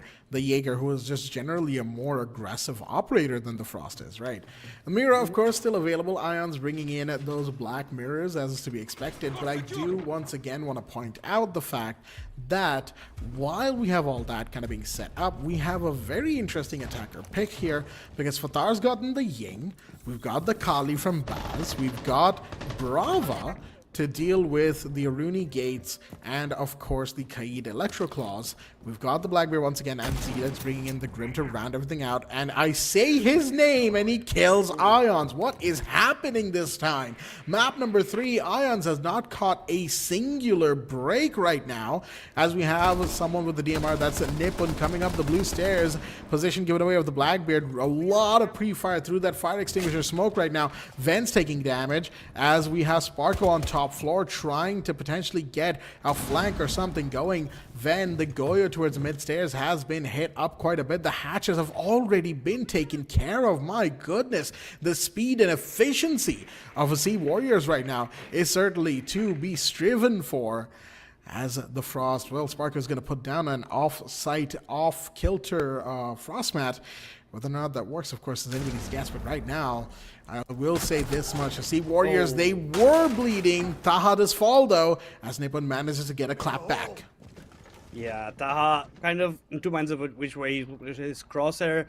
It comes in the swing, Nippon gets the kill, but more importantly, we don't have hard breaches in the terms of Hasib Warriors. You have two hard secondary breaches in the hands of Fatar if he wants to use them later on. But that's a, you open the hatch or you open up server room on the bottom side, depending on how you want to play. But Shami has a nice angle here from all the way inside basement if he wants to go for any pickup whatsoever. But it's a 4 versus 4 Ven, and Xerax have been shot up as well as Sparko has been. Ven lower on the HP side. Xerax is still roaming, maybe he's worried about any more Stranglers. We're going to have ways opened up by Baz, and we're still a bit far from the building. If we are Fatar, we have to start making our approach at this point, and there are from 2F the hatches are open, so you can get some kills through it. That's what Ven is waiting for over there on the top side. Let's see if he can get anything later on. He's just hold up in elevator. Zedux enters and gets another kill for himself, and he's gonna jump all the way down as well. He was in Tellers, is gonna be roaming around, gets a pickup. He did an opening fight. You have the Blackbeard as well open here, but you don't have EMPs. Still second floor. Goyo is still second floor, that's what I'm saying. So if you want to go in, you have to go in fast. Fatar gets a kill onto Ashami. Goyo's far from sight, and so is Nippon. It's very hard if you want to go in. Ying charges being exposed. They're looking to drop down over here. This is exactly what they're going to do. And now it's up to the defenders, up to Nippon and Ven to do much. Ven gets a kill onto Xerax, now making his way downtown. Nippon gets another onto Fatar, making it a 2 versus 2. Baz gets a kill onto Ven. It's all up to Nippon, spraying and praying, but it's going to be Hasib getting the kill onto Nippon. Gets the plant down, gets back up, gets the spray down as well. It's much easier to spray and pray if you have an assault rifle compared to a DMR. You're trying to look at every single position you're trying to go for as an input, but it still got pretty close towards the end, given that it was a 4 versus 2 before you started getting kills from the side of Blitzkrieg. Well played from the side of Hasib Warriors, and Blitzkrieg definitely clawed their way back a lot more that round than they were able to on second floor office, but ultimately the result is the same. Blackbeard and Mira are going to be our final bans for the first half here on Bank, but I can certainly see the slowdown kind of happening here from Blitzkrieg. They have, after all of that, after all that bravado and momentum in the second map of Chalet, here on Bank, they look almost clueless. I hate to say it, but they certainly haven't shown up yet. Now, of course, it's only the first 3 rounds, right? Things can always change, and they probably will eventually, right? However, it is, of course, anybody's game for now, and we will have to just wait and see who is going to be able to, well, make what kind of play, right? So, all that out of the way, all that preamble and context down, what are we looking at in terms of picks? Well, Hasib, now that's interesting. He might be looking to go for a Nook, and the Lion's going to be picked up by Z-Dux in return.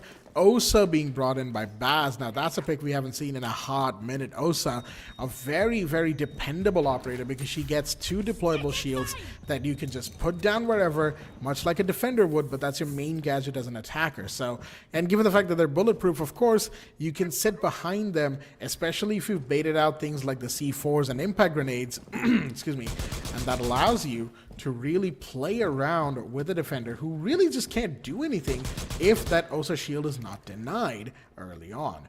So with all that said, Z-Dux is already in dirt, and oh dear me, this Nook, oh, he's been read into, and that's going to be the kill. Hasib to fall, and this time, for the first time in Bank so far, the first kill, the entry kill, goes the way of Blitzkrieg, only for Z-Dux to immediately fire back. Fire back, he did into a Shami skull. They're gonna pick up the kid, and now because of the opportunity, this was assuming we're gonna have the CC room. That's where everyone's trying to actually enter from the server side, right? We're just gonna open up the walls. You have Osa to hide behind the shield. Z-Dux gonna get another kill, this time onto Nipun. So Z-Dux is doing a lot of work trying to go for the room. Ben and Sparko have doubled up for themselves from dirt. Everybody's gonna be entering. You have the Osa in front. You're gonna let the thermite go there, open up the wall, go for the plant later on. You don't have C4s actually to throw, because the last 3 agents had deployable shields. Basically, they have nothing else available, so you can have the flames of the Junker to delay, but that's about it. If the Junker goes down, that's everything that's gone that could stop this plant from going down. And you can see Baz is walking up behind that shield as well. Oh my god, it looks like Taha might be getting caught out. He was trying to come back up from server stairs. Here comes a nade out. Nade's not connecting. There are pings coming in from the line charges. You've got the knock. I don't think he's aware that he's got the knock. He's still trying to pre-fire, but that's Ben who's out of the picture, out of the round. Sparko gets a kill onto Fatar below, and now it looks like they're trying to mount their comeback. Now they should find out that Ben is knocked. Sparko and Ions are only ones alive. There's 32 seconds left for the fuser that has been planted for the side of the attackers to win. Sparko's trying to fight. It's actually Iron Zera that gets caught out. Sparko, all that remains, and Sparko ends up going down to the hands of Z-Dux, because that was Ella that was already knocked down earlier on the top side. 4 rounds in a row in attack for Hasib Warriors on a bank, and they're showing us why they have picked this map. Oh, absolutely. Oh, absolutely. No one can, contest the fact that Hasib Warriors came prepared when it was about bank. They do not mess around, and they're showing us exactly why you should be afraid when you are fighting this team in any capacity. You come up against them in a competitive game, folks, they will give it their all, because that's exactly what you should be doing. And right now, Blitzkrieg, they are facing that music, they are facing the tunes, and unfortunately coming up short time and time again. I will say though, that previous round, every round so far in this attack for Hasib Warriors, or the defense for Blitzkrieg, whichever way you want to look at it, has gotten slightly more chaotic than the previous, right? We started with a flawless round at round 1, then a four-player round win in round number 2, down to a relatively close, I think it was a 3v2 in round number 3, and then the previous round it came down to the 2v2 till the very end.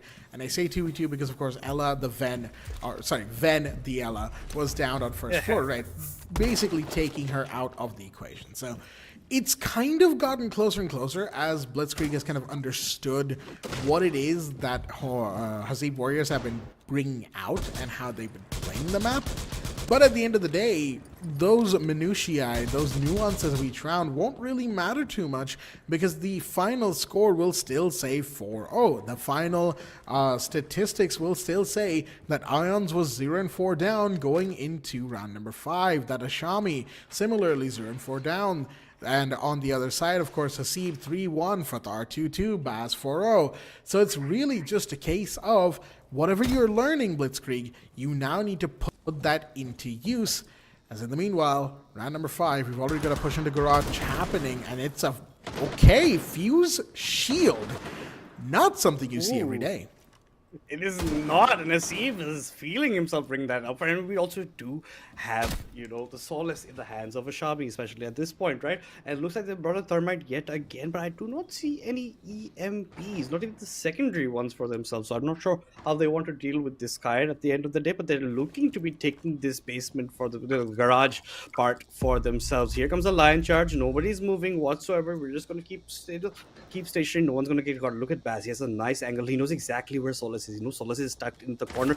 Oh, the second he turns away, that's when the Solace ended up going for the peak. But for now, nothing else. And Hasib, with that shield, has actually been knocked in garage. Actually, above. He's been knocked above, and he goes down to Sparko's secondary shotgun. Sparko was looking for another person on the floor because he was assuming there was another, and he assumed correctly. But unfortunately for him, Fatar was quicker to the trigger, gets the kill onto Sparko. You're going to open the hatches that haven't even been reinforced, actually, by this side. But Ion on the Kai gets another kill onto Zedux. Zedux has been the man who's getting a lot of these frags in the mid-round with the side of a C, whereas he will unfortunately be no longer available. It's a 4 versus 3. You can hear some ash charges coming into effect. You're using the Twitch drone to actually get rid of the kite. I am there. Another good shot onto Baz's forehead straight up into using the exothermic charges to get the hatches, but no, it gets tricked just in time by Ion Zera. You're going to neutralize that for yourself. Almost catching out is Fatar there on the bot side onto Solace. Solace is looking for another peek. Is trying to jiggle onto the door and now fully commits to the spray and just runs away. Instead, 2 people left alive. For Wars is going to jump down as well, but you're jumping into smoke. You're taking a lot of damage. Ben peeks around the corner, gets the kill on the Taha, and Nipun with the finisher on to Fatar. So finally, Blitzkrieg winning a defensive round in back. One defensive round, which could be the start of many rounds for the side of Blitzkrieg if they play this correctly. That's what they need to do here. They are absolutely trying their hardest, and you can see it, right? As I said before, they've been learning over the last 3 rounds as to how it is that Hasib Warriors has been playing the map of Bank. What kind of movement to expect, what kind of play styles are they bringing out, and they have finally gotten around where they were able to counter it. Once again, they got that first kill. Yes, the all-important entry frag, of course you need it, but what's more important is that they were able to shut down the counter that Hasib Warriors wanted to deploy, which was to push into, server room very quickly and take control of blue and all that stuff, right? You had the peek from the Kaid that completely shut that down. Zedux on Garage was supposed to be, holding that hallway, that doorway, and maybe even the line of sight into red, or vault hallway, if you want to call it that. And that was also shut down once again by the Kaid, who really was the playmaker for that round. So all things considered, Blitzkrieg certainly had a lot to say, and they said it with a fair modicum of style. With all that, of course, now out of the way, we're moving to round 6, the last round of the first half, and potentially the last round of a Hasib Warriors first half in this matchup. Again, I say that potentially, big air quotes on the potentially, because if this is a 3-0, then of course we won't see Hasib Warriors after this map, because they will have won something for themselves. This grand finals. That is Ashami star. Ashami! He's got 2 big ones, and he's just barely alive to talk about it for another day. That was dirty what this man just did with that MP7 on that window. Gets 2 opening frags for him, much needed to boost their confidence, honestly, into the round. And he's got the sense, and he's got Xenos, he's got the Thatcher, so no more EMPs available currently for themselves. On the top side, Taha is trying to get any PC can with the DMR, just pre-firing away, not hitting anything.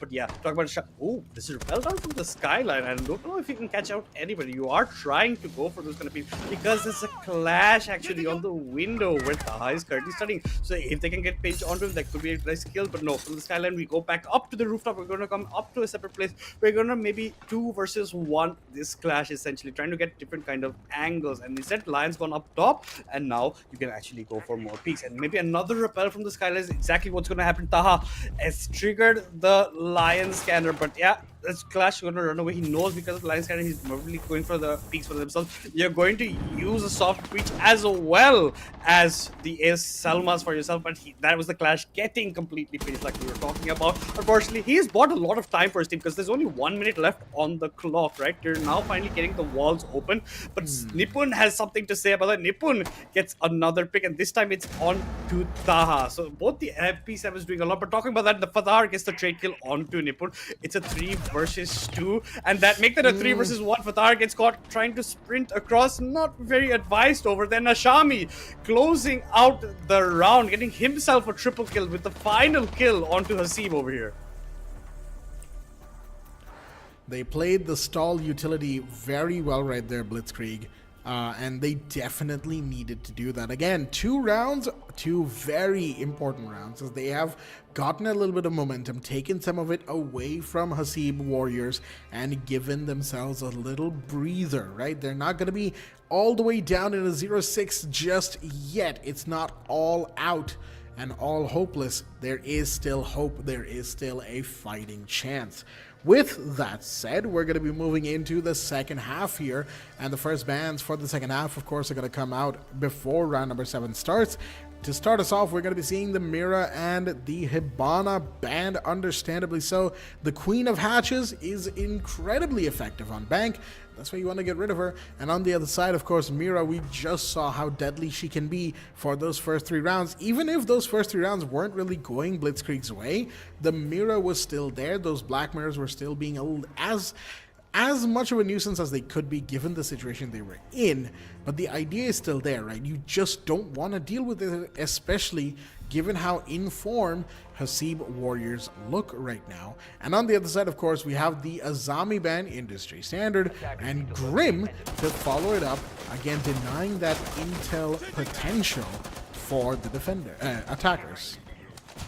Yeah, we're going to be starting in the basement for the first part for the Sea Warriors. Remember when Blitzkrieg had started up in defense, they started two unsuccessful top sides and 2F, and that's after that they made the switch. But instantly, Sea Warriors game plan is we start from the bottom over here, and we're going to have maybe Baz get some picks off for herself. We're going to have a Tachanka in the hands of Fatah. We're going to have the Black Eyes in the hands of Tahar. Rembi wants to set up. And Hasib, more importantly, has the ward and can look through the smokes and still get the pick.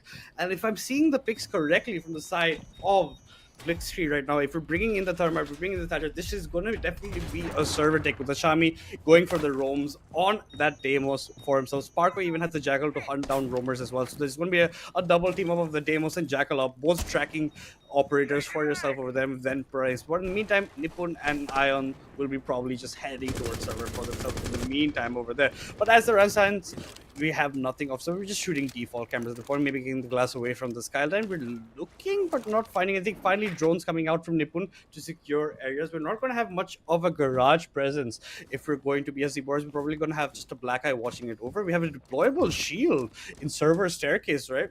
Exactly where this Warden's going to be playing. He has the shotgun as well, plus the secondary SMG for those long range fights if he wants to go for it. And Warden's the only one actually who can be tracked by Deimos at this current time. That, of course, is not going to be too welcoming for a Shami right there, given the fact that they need to red ping more of these defenders. But the Warden is sitting pretty much pretty in the sight as well. I think Hasib, at the very least, is on blue, not on inside. But that's still a very powerful position for the Warden to take because he's got a deployable shield. He's probably just holding it behind the shield as well, a position that's very commonly used, or used to be, the smokes position, and can still be if you want to play it that way. But of course, if you're getting the deployable shield with the Warden, you might as well let the Warden take charge anyway. There's, of course, somebody else on first floor roaming around, and that's going to be in Archives Zedux, who has been Jackal pinged once. Of course, Jackal did get a slight rework to his gadget, but still, the identification is what matters here. Zedux, his position is now given away, and there you go. Ashami will hunt him down, and beautifully so, in the right time. Zedux being shut down this early is very good for Hasib Warriors because, again, he's pretty much been that guy. Grenade goes out, that's going to deny the shield here, and there you go. The grenade's going to force him back even more. Shotgun's out, and he misses the second shot. If he connected onto Ashami, that would have been huge right there. He would have had time potentially to swing on the other attackers coming his way, but it doesn't matter now. Hasib has fallen, and that's going to force Baz and... Whoa, wait a minute. Are they going for a double flank in the mid-round here? Or I should say the late round. They are going to try it. Baz is going to get one. He's going to fall back because he took a bit of damage. That's one down, but with 30 seconds remaining, it's going to be a case of going for the plant here. Tachanka is going to try and delay for as much as possible. Those Shumikas are going to be incredibly useful here, but there you have the shotgun. It's cleared out the wall, and you can bet that Nippon wants to go for this plant so badly. There's somebody, the Ven, excuse me, going for the garage play. This could be huge right now. I don't think they know, and if Ven is able to make good time on this, which he looks like he might be able to, this could be big. Baz has actually turned around. He's been red pinged, and Ven's gonna get one. Sparko falls on the other side. Wait a minute. They weren't able to get the plant down because of the Tachanka and the Goyo, the time being wasted. Beautifully so, and that's going to afford Hasib Warriors their 5th round in this matchup. It isn't. The Chanka staying alive for so long means so much because the flames are just raining down from the skies over there with the spot they want to plant that diffuser. They cannot. Even for good measure, a C4 was chucked at the end as well. But yeah, you burn down over there. You can't get the plant down. You had the man advantage very early into the round. You had a lot. But if you're just going from one side, if you're not preventing, you know, the util from the defenders and prevent the plant, you can't actually end up doing much over there. Like, you burnt everything to get the rumors, you burnt everything to get onto site over there, right? Because you used both your nades on the blue stairs trying to get the warden out the way.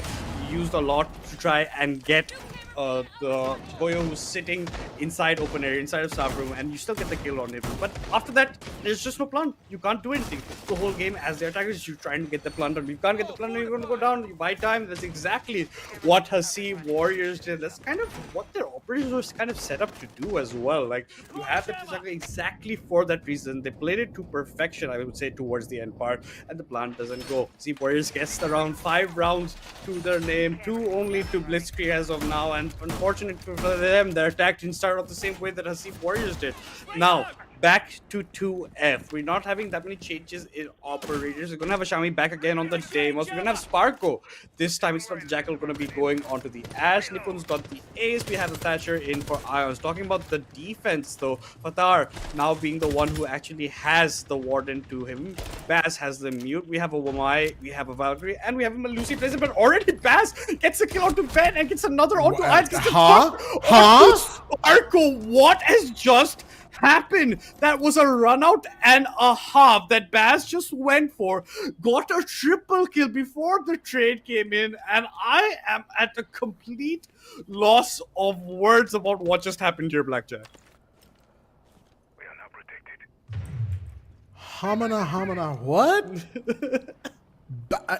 Okay, I have to take a second, because the thing is, right, I was like, organizing some of the notes I've taken in the last couple of rounds, just putting in my thoughts and whatever have you, and then I look up, there's a Mute who's just running around the palm trees outside, taking in the scenery, while Ven, Sparko, and Ion struggle to take him out.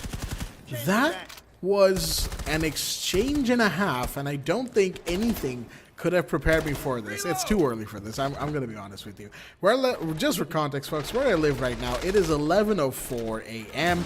I've been up since about 6, give or take, and yeah, it's still too early for me to be seeing this. Regardless, we've got to swing in 2 stock. Shots are fired. Ashami with 2. All right, we've got a fireback happening right about now, and this Deimos is certainly not giving up. That is for certain. Never mind. Zedex with the C4 from below. He had the call out from the Valkyrie cameras, and they know that the last one is in stocks as well.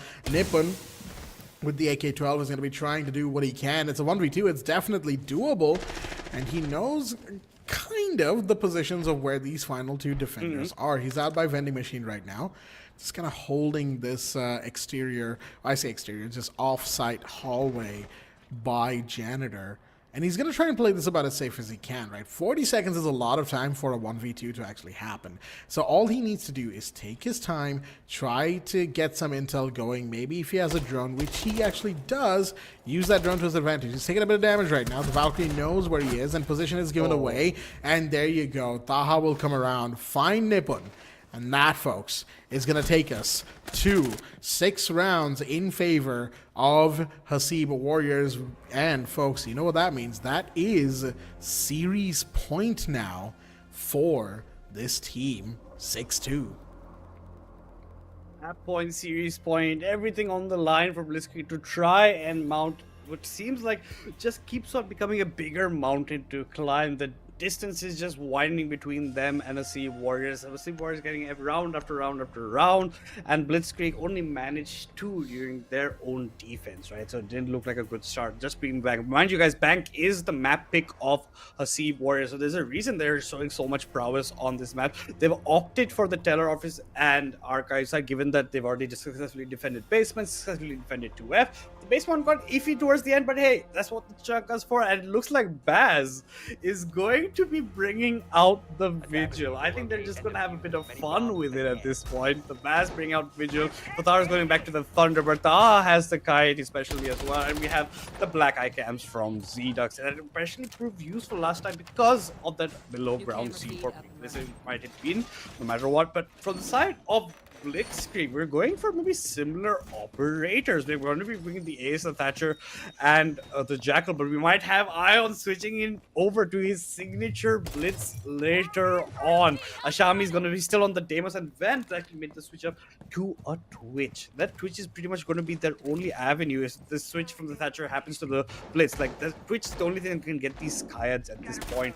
And that's exactly what he's probably going to be going for. And it's going to be Sparker actually changing it up and going over to the Jackal. So again, double tracker operators. You have Ions on the shield. I'm expecting big things from them, hopefully, because this age, if they lose, they are out. It's going to be Hasib Warriors as your champions. And I'll tell you what, Hasib Warriors would be happy to just close things out right now. They've got 4 rounds of series point.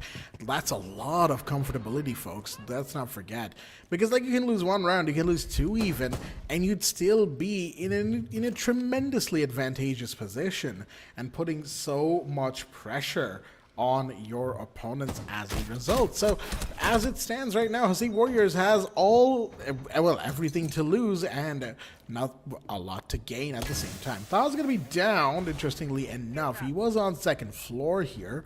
Not sure exactly where he might have gotten down from. Oh, it would have been the long angle here. Yeah, understandably so. Shots fired. Z-Dux doing everything he can to maybe, get a kill. It wasn't to be because he didn't do any damage to the Ace. Instead, he took all the damage on himself. The Twitch drone finished off the Maestro at the same time. Valkyrie has now been targeted by Deimos, and there we go. Those Kona stations once again come in handy, and they're going to be for sure. Blitz has been spotted. Ion's taking a bit of damage right now, and that is going to be the focus point for the side of the defense for the, next few minutes. Absolutely, and then we have entries into the building above, right? The gets finished off, Kite finished off by the Twitch drone. Unfortunate for him, he's the first casualty in this round. But Baz striking up into Sparkle. Ion gets the kill onto Z-Dux. Fatar gets the trade onto Ion. So a quick trade, flurry of gunfights going on, and you get the knock onto Baz as well as Nipun gets that kill in. It looked like Baz could have maybe come out of, but no, it's the man advantage from the side of Blitzkrieg. There are 3 members to just the 2 of Hasib Warriors. This is them looking the strongest they've licked so far, except for that first round of attack from them, right? For right now, Fatar and Hasib, big shoes to fill up into, big things to step up for, and the only one you can actually target if you are Ashami is going to be Fatar, and Fatar gets another kill onto Nipun, a double kill for this man in this defense. It's a 2 versus 2. A deployable shield is also open in front of Fatar if he wants to peek through that. We're still not going to be Deimos tracking him and allowing us to maybe try and get the kill. The diffuser has also been dropped as well over there, so you have to be looking to pick that up. Fatar gets a quick kill on Ashami. Excellent peek over there. His triple of it. Is he looking for the quad right now? He swings, he finds out where Ven is. Ven panic pre-fires the angles where the bullets were coming from, but look at the flank. Here comes Hasib. He's also here with the fight. He's not checking the correct angle. He's behind the deployable shit. The G's have already come into the chat, and that's going to be Fatar picking up a quadra to close out the map, to close out the series, to close it out for Hasib Warriors to be your grand finals champions in Qualifier 1. Big congratulations to the Hasib Warriors. They are the ones who walk away with the best seed in the playoffs. They are the ones who win Qualifier 1 Best of 5 Grand Finals here at the South Asia Rainbow Six Siege X Elite Community Series at Fragnation in partnership with Ubisoft. It is a 3-0 sweep and a pretty clean one at that. It was close in map number 1, 7-5 to them on their map pick of Labs. Then it was an 8-6 absolute knuckle dragger of a game on the map of Chalet. And then it was a 7-2, a quiet whimper to finish off the map. Well, a quiet whimper is how the side of Blitzkrieg ended up going out, not with a bang, but with, well, an unfortunately wet thud. The side of the Warriors, on the other hand, well, they went out with glory because they have given themselves the best seed, the best chance to get the playoffs, and, well, to hit the ground running on the playoffs, right? Because from here all the way till the 5th of October, they essentially have a full time to rest, practice, and prepare. And that's exactly what they are going to be doing. That's true for all of the teams that have, of course, played in this first qualifiers.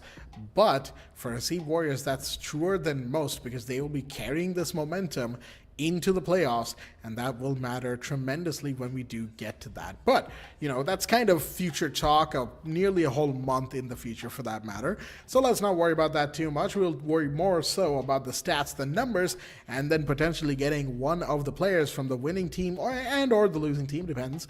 And we'll, maybe to ask them some questions. We've been doing that, right, for the last couple of streams here. And I'd like to do a little bit more of that, hopefully with one of the players from Hasib Warriors in this final segment.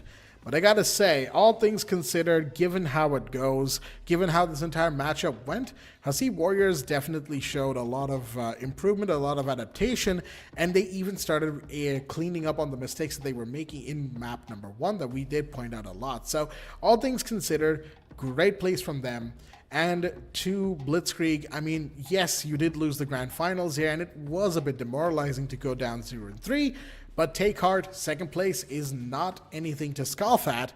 And of course, in an entire roster and a tournament pool full of greats, you certainly put your name up there alongside them. Yeah, especially after their performance in the semifinals. Like, I think that's what Blitzkrieg really showed. Maybe today's slight off day for them going into it. They did good fights. I think they were just not prepared for Bank, honestly. The way it was looking for them. Maybe that's why it's not been perma-banned for them most of the series they've been playing. But for the side of Hasib Warriors, they haven't dropped a map throughout any series they've played. If we look at it properly, they have gone 2-0, 2-0 into a 5-0 and all the 1-0s before that. So Hasib Warriors are looking like the team to beat when you hit into the playoffs, and I think Blitzkrieg is definitely going to come back with a vengeance, with better preparation for that playoff scenario between them, because I think Blitzkrieg did put up a good showing. I think that map number 1, map number 2 could have definitely gone both ways, the way you're looking at, because it's a 7-5, it's an 8-6, it's an overtime at the end of the day, right? It's about how you want to prepare for those final rounds. But I think back is just a completely different story, because that's the pick of Hasib Warriors, and they look pretty fantastic onto it. Their defense looked especially scary. Like, you couldn't beat them a single defense round because of the kind of ways they're playing. Even when they lose man advantage in the basement side, the Chunga comes in, he plays big for you. But taking a look at the scoreboard over here, ladies and gentlemen, this is just for map number 3, for the map of Bank. I see a lot of 9-7s and 4-7s on the side of Hasib Warriors. They've come up in, nice synchronized pattern actually over there. And Z-Dux actually has 3 opening frags, only giving away 1. At the same time, Ashami gets 2 of his own, right? So I think these are good numbers if you're going to look at it in terms of your opening frag kills. If you talk about terms of kills and per death, talking about that way, it's Nipun and Ashami leading the charge from the side of Blitzkrieg, but from the side of Hasib Warriors, Zedux, Ashrif and Fatar doing the same amount of work. But I'm pretty sure we're not supposed to have Ashrif here because it's supposed to be Baz, if I'm not wrong, Blackjack. Yeah, I was gonna say this map, I think Ashrit didn't really play. It was Baz, right, from my recollection as well. So maybe a minor hiccup here and there, folks. It does tend to happen. Don't worry about it. These are, of course, the statistics, and I think the stats are correct. It's just the name that didn't get swapped out, probably. Because I'll tell you what, after that triple kill run out from second floor, Oh, yeah. the little banana blue hallway, whatever you want to call it, after that, I'm pretty sure Baz was going 9-7 by the end of the game. If that were not the case, I would have torn a piece of my hair out, I'll tell you what. But still, all things considered, beautiful game from the side of Hasib Warriors right towards the tail end here on Bank. 7-2 to them. And that was a dominating display.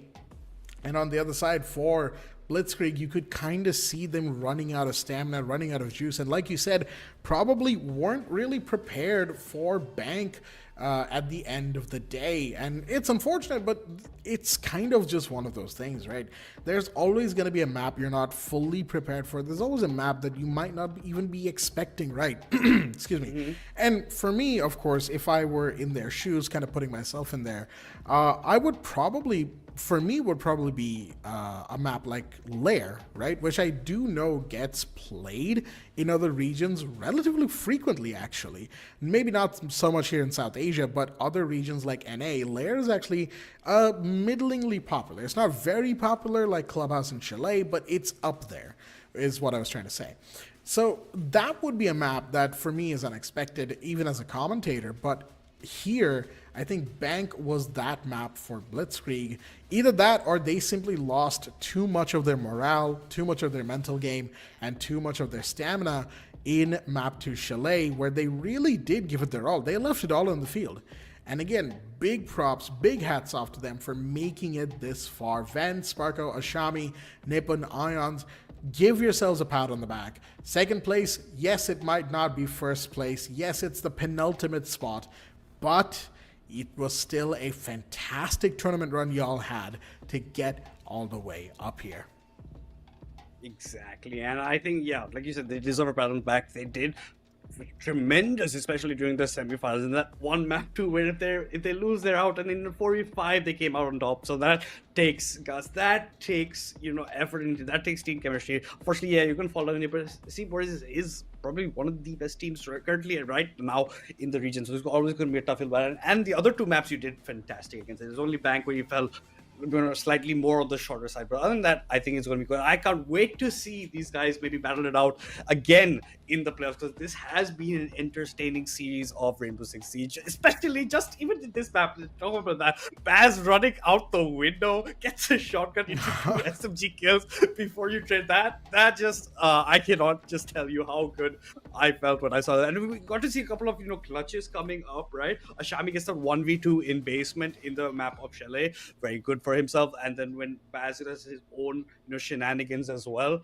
I just think these are the kind of plays that make you want to watch more Rainbow Six Siege, makes you fall in love with the game even more, especially even if you're a new type of audience member, a new person coming into it. These kind of plays will get you kind of hooked onto the game. Because I remember this is exactly what got me hooked into this kind of a game back in the day when I used to play it a lot more than it currently am. But I think these are good numbers no matter which way you look at. Blitzkrieg will be pattern. I think they deserve a pat on the back for doing this performance. Hasib Warriors, this is kind of the tendency I was expecting. Not dropping a single map across any of the series you've played in Qualifier 1 is also a huge achievement to have. That shows that you have an impenetrable defense right now for them, right? And now we take a look a bit at the stats of all 3 maps combined. As you can see here, in terms of kills, everybody's above the 20 kill counter in terms of Blitzkrieg, so you've done quite a bit for yourself. And then if you look at the side of Hasib, whereas Baz's number is going to be a bit on the lower side because he only ended up playing 2 maps right at the end of the day. But if you look at Xenox, 33 kills to just the 29, right? The guy with the positive KD, the guy leading from the charge, and him and Baz are the ones with more than a 1 rating right now. Yeah, and that's again an indicator to just everything that's happened in this entire matchup, right? Baz, like you said, his statistics will be a little bit more on the kind of extreme end because he only really played the 2 maps instead of all 3.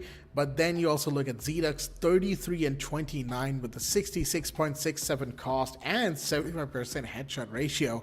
All things considered, those are great stats when you've played all 3 maps and had such an impact on especially maps 2 and 3. So all things considered, very well played between both sides. and they have given themselves quite a lot to look forward to and given us quite a lot to look forward to when we get to the final playoffs. But with all that said, folks, we're not quite done here yet, because of course we have, as promised, an interview segment with one of the players that played tonight, and we will be going into it right here, right now. So let's get into it. It is Nadia Shut, my friend. It has been a minute since I've seen you and talked to you. How are you feeling tonight? Fantastic as usual. More fantastic because I got to hear the overtime rumble as well. Absolutely. It is certainly wonderful to see you guys play as well. And, well, fantastically played, all things considered. You guys pulled out all the stops, gave us a fantastic grand finals. So walk us through it. How are you guys feeling? How's the team feeling right now? Team is feeling good. Vibes are great. Team is throwing as usual. That means the vibes are good too.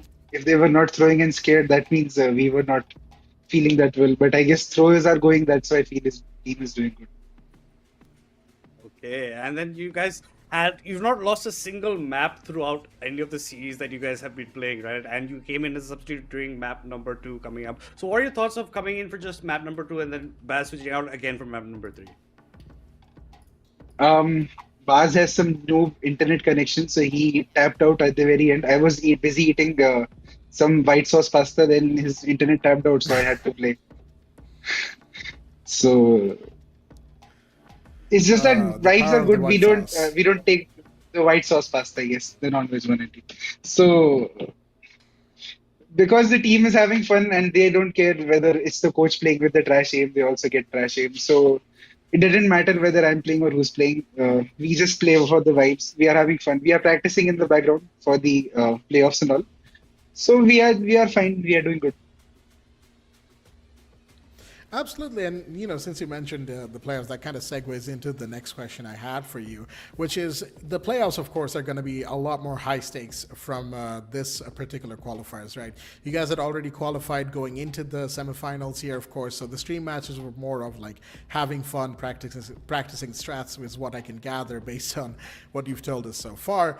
But the playoffs, it's going to be double brackets, and you're going to be fighting for a potential spot in the APAC Asia Cup, qualifiers, right? So kind of what is the mentality for you guys when you look at that part of the tournament? For the playoffs, we want to put our best foot forward. We want to ensure that we remain consistent, that our practice reflects onto the game days, and the throws and all for right now, because we qualified already, it's fine. But during playoffs, I do not want the team to throw at all.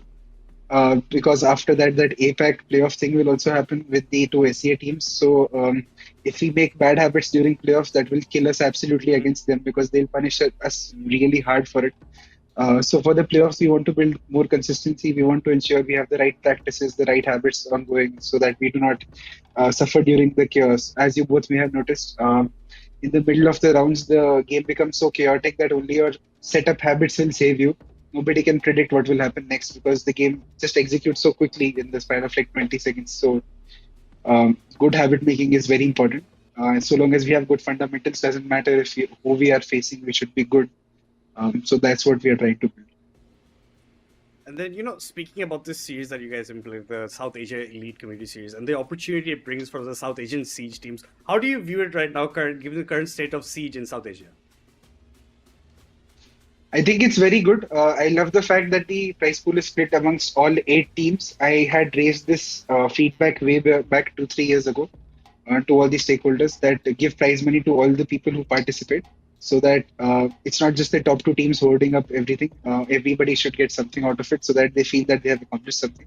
So I like the format that they have gone for. Everybody in the top 8 are getting a prize pool. And then we get to face the SEA teams again. Even though we potatoed and did not make it to the APL, we got another chance to face them again. So it's very good for the region. I'm also looking forward to new players and new teams joining the mix. Blitzkrieg is a new mix of players, so I like to see that. I want to see more teams pop up for the second qualifier also.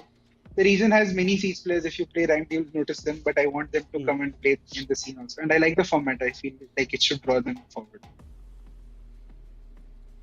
Absolutely. And I actually do want to add on to the fact that you did mention that there's a lot of people who play Siege in South Asia, just across South Asia, Southeast Asia, right? So if you had to kind of give a message to all of those players who may be thinking about, do I want to go competitive? Do I not? Especially, since it's year 10, season 3 now of Rainbow Six, what would your message be to them? My message to them would be: don't view this like a Call of Duty game. Don't play ranked that way. Play with the stack. Try more and more strategies. Watch pro league teams. Hell, copy them blatantly if you have to, and then see how the game will become very fun, because that's where the game is really unique.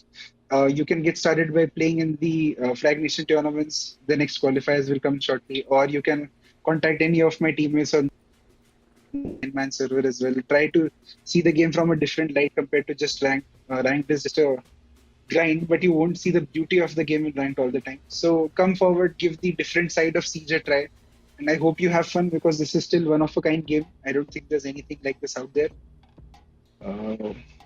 So yeah, try more sides of Siege is what I would say. And you guys have played against most of this competition before, like Blitzkrieg more on your team, but you've seen also the other matches that happened during the semifinals and other stuff that happened. In your opinion, is there any team that you guys have your eyes set on, like these are our biggest competition, or these kind of players, the guys that we want to be going up against? They are all very fun opponents to face against. WSP on some maps is very fun. Blitzkrieg today was very fun on Chalet. They were matching up pace many of the rounds. Our biggest opponent will continue to be ourselves. I know that sounds very egotistical or something, but my team's biggest obstacle is them giving wrong callouts. I played the second map, Chalet. Trust me, the type of callouts my team gave.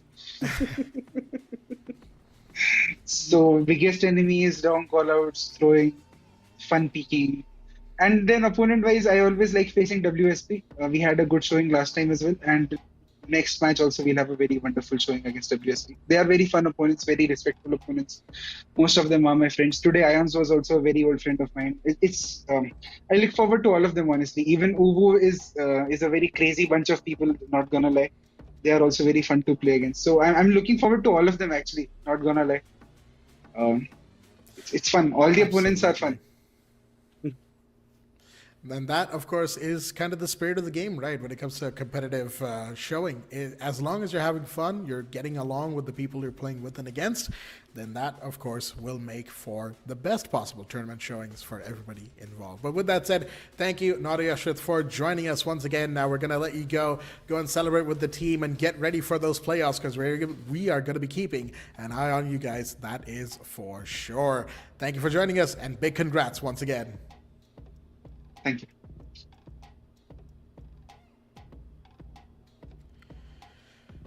And there we go. Naughty Ashrit from the side of the winning team, Hasib Warriors. And I'll tell you what, lots of good insight right there. And that's kind of the mentality of a winning team in CJX as well, right? You got to be open to a lot of things. You got to be open to making mistakes. You got to be open to sometimes not having the most, optimized callouts and whatever have you. But it is what it is sometimes. You roll with the punches, you go with it, you always have the big picture in mind, and that's exactly what they've been doing. I also like the fact that Ashrit, this is more so of a personal anecdote, but the last couple of times I talked to him as a professional caster in like tournaments and stuff, he had the same thing to say about his teams back then, and it's the same thing now. It's like, if we can stop throwing, we'd be unstoppable. And you know what? I do agree in that regard, in the sense of the joke, not actually. That's not what I actually think. But with that said, folks, I do believe we're going to be wrapping things up here for the Qualifier 1 for South Asia Elite Community Series. And of course, we've been your hosts, Blackjack and Madness. Thank you for joining us once again. Thank you, Madness, for joining me for... Oh, wait a minute. We're getting a call in. We've got one more to go. So actually, you know what? We're going to get into that in just a short second. A little bit of a, he did mention, call-outs can be weird sometimes. It also happens in production. There you go. True. I think the best thing I liked about Ashrit talking is like he recognized, even though his team pretty much dominated the competition, he recognized that they have their flaws, they have to work on it. He's not like, oh, okay, we're doing so good, we can just continue doing this. He knows that it's a really hard battle going. He's been in the scene for so long, from what I can hear of him. So that's props to the man that he is recognizing that these. And I love it that he's saying, if my team can stop throwing, we can do so much more. And that's exactly what I would feel like. Majority of teams, honestly, like we work on the callouts. Imagine your coach comes in second game, hears the callouts that he's like, what's been happening? What's been happening in games? Why are these the callouts that are happening? So that's very good for them. I believe our second interview will be with the team that unfortunately did not become our champion. It's going to be Blitzkrieg, but vitally they came in second. They did put on a huge performance during semifinals as well, right? With them doing a 45 is unbelievable scenes in this high up in tournament, and then coming out on top. It's not just one round, it's not just 2 rounds. They won 3 rounds back to back as a 45 team, and I think that is always going to be commendable. So I guess just hold on this a few seconds. We will be getting an interview with one of those members, but I think highlight of my day at least is gonna be the Mew jumping out the window, getting a triple kill, and saying, that it is what it is. Yeah, no, that is probably going to be highlight of Qualifier 1 if you ask me, because a jump out like that, it's not unheard of. It has happened in even bigger stages than this, but it's always so fun to see that actually happen because you don't expect it. You really don't. And the thing about that second floor window, whether it's Banana or of course the interior hallway that connects the two sites, it's always watched. There's someone either rappelling there, or there's like someone watching over it through skylight, or something or the other. That is not a jump out that people normally do, but that kind of feeds into like, oh, no one's really going to jump out of here. Why would they? That'd be crazy. And Baz, he heard that. He was like, crazy. I was crazy once. They couldn't lock me in a room, though, unfortunately. So no rubber rats were involved. But with all that said, the highlight of the tournament or not, I do still have to, give big shout-outs to Blitzkrieg. Like you said, they still played a fantastic tournament overall. And really, even if they did lose a 0-3, and that's what the final score will reflect, like I've said before, it's not going to show the minutiae of each round. It's not going to show how they struggled, how they learned and adapted, even in Bank, right? Up until that 4th round, each round was getting closer and closer until they actually won 2 rounds on their defense. And on Bank, that's really hard to do. Bank is, I think, a pretty attacker-sided map, all things considered, because of the way that the map flows. I might be wrong on that, of course, but based on what I remember and what I saw today, I certainly feel comfortable making that assumption. But on the other side, even on their attacks, right, they had a lot to deal with. And had they had more rounds, if they had a bit more of an equal scoreline, say it was 3-3 going into the second half, you never know. They might have actually started getting rounds. They might have actually adapted and gotten us maybe another overtime at the end of the day. We will, of course, never know, but that's the beauty of it, right? Each round is different. Each call out, each, play, each spray and pray, each flick, it will be a different circumstance and different factors lead up to it. And that is the beauty of Rainbow Six Siege X in a competitive setting. But with that said, again, like I said before, we're just waiting on the production call out for when we actually get a player from that team Blitzkrieg to join in here, and we will of course get that going in just a hot second, folks. Don't you worry. Until then, you are just here with us, me, myself, and I. I was gonna say me, myself, and I, but I'm not exactly alone in this call now, am I? Of course. But yeah, no. Before we get that interview kind of going, Madness, we've seen these 4 teams, right? And they've all gotten into the playoffs, so I doubt we're going to see them in Qualifier 2. We probably won't be, right? So in Qualifier 2, we're actually not going to have as many names from the old days of Siege in South Asia. At least not as many. Nowhere near as many OG people or teams. And that actually opens up the pathway for a lot of new players to kind of make their name, right? To put themselves up there with the top 4 teams in South Asia. And that is really exciting, wouldn't you think? Yeah, I think that's definitely really exciting, and I expect it to be something of that variety because, like, you put new players on the scene. That's why I like the format of this tournament, right? You have 2 separate qualifiers, and I think the 4 teams that qualified can't take part in Qualifier 2. I think that's kind of in the rules as well. So that's why we're going to see much more newer teams coming up into it because it makes no sense to take another qualifying spot over there. So you get to see teams that maybe traditionally you've not seen in the past, the newer places that they've seen, and it provides maybe motivation to other teams who maybe think that they're not that good, but they're seeing that these kind of good teams are already out of the picture. Maybe now's our chance to maybe step up. Maybe now's our chance to make our names known. Maybe now's the chance that we can actually progress and maybe get to playoffs. Because I also like this format of the tournament. Like everybody in the playoffs, every single 8 teams is going to be getting money at the end of the day, no matter what, right? So I think that's also a beautiful way to see. That's how you divide your prize pool, and it's not just like Ashit was saying. Not everyone is in the top 1, 2, or 3. That's who is getting divided between. So you're spreading out the money, spreading out the love. It encourages newer players, encourages newer teams to maybe try their luck, maybe try and get some money at their hand, try and get experience of playing in these high level of competitions, because that's where everybody starts. You always start at one place. You always have to try and work yourself up. It's experience that's the only thing that is maybe the difference between you and maybe the better teams, and then you only get that by playing against better teams of that variety. So I honestly encourage people to maybe pick up the game, start learning. It's never too late to join a Rainbow Six Siege X, and it's never too late to join into the one, because like I was saying, maybe you're confused early on. You can watch a couple of YouTube videos, learn it here and there. There's so many sources of information to learn the game from at the end of the day, and if you actually opt for it, I promise you, you will never get tired of it. Absolutely, and that is once again just how beautiful this game is, right? Like Ashit pointed out, there is always something new that you will learn in Siege X, and that is what keeps the game fresh, right? Like, sure, it's year 10, season 3. Sure, it's been like nearly a decade for this game that's been in our lives, right? And it's almost as old as some of my nieces and nephews back home, which is kind of wild to think about. But then you look at the way that everything happens, and think about how going into Bank, there was always the chance we would have had overtime and then map 4.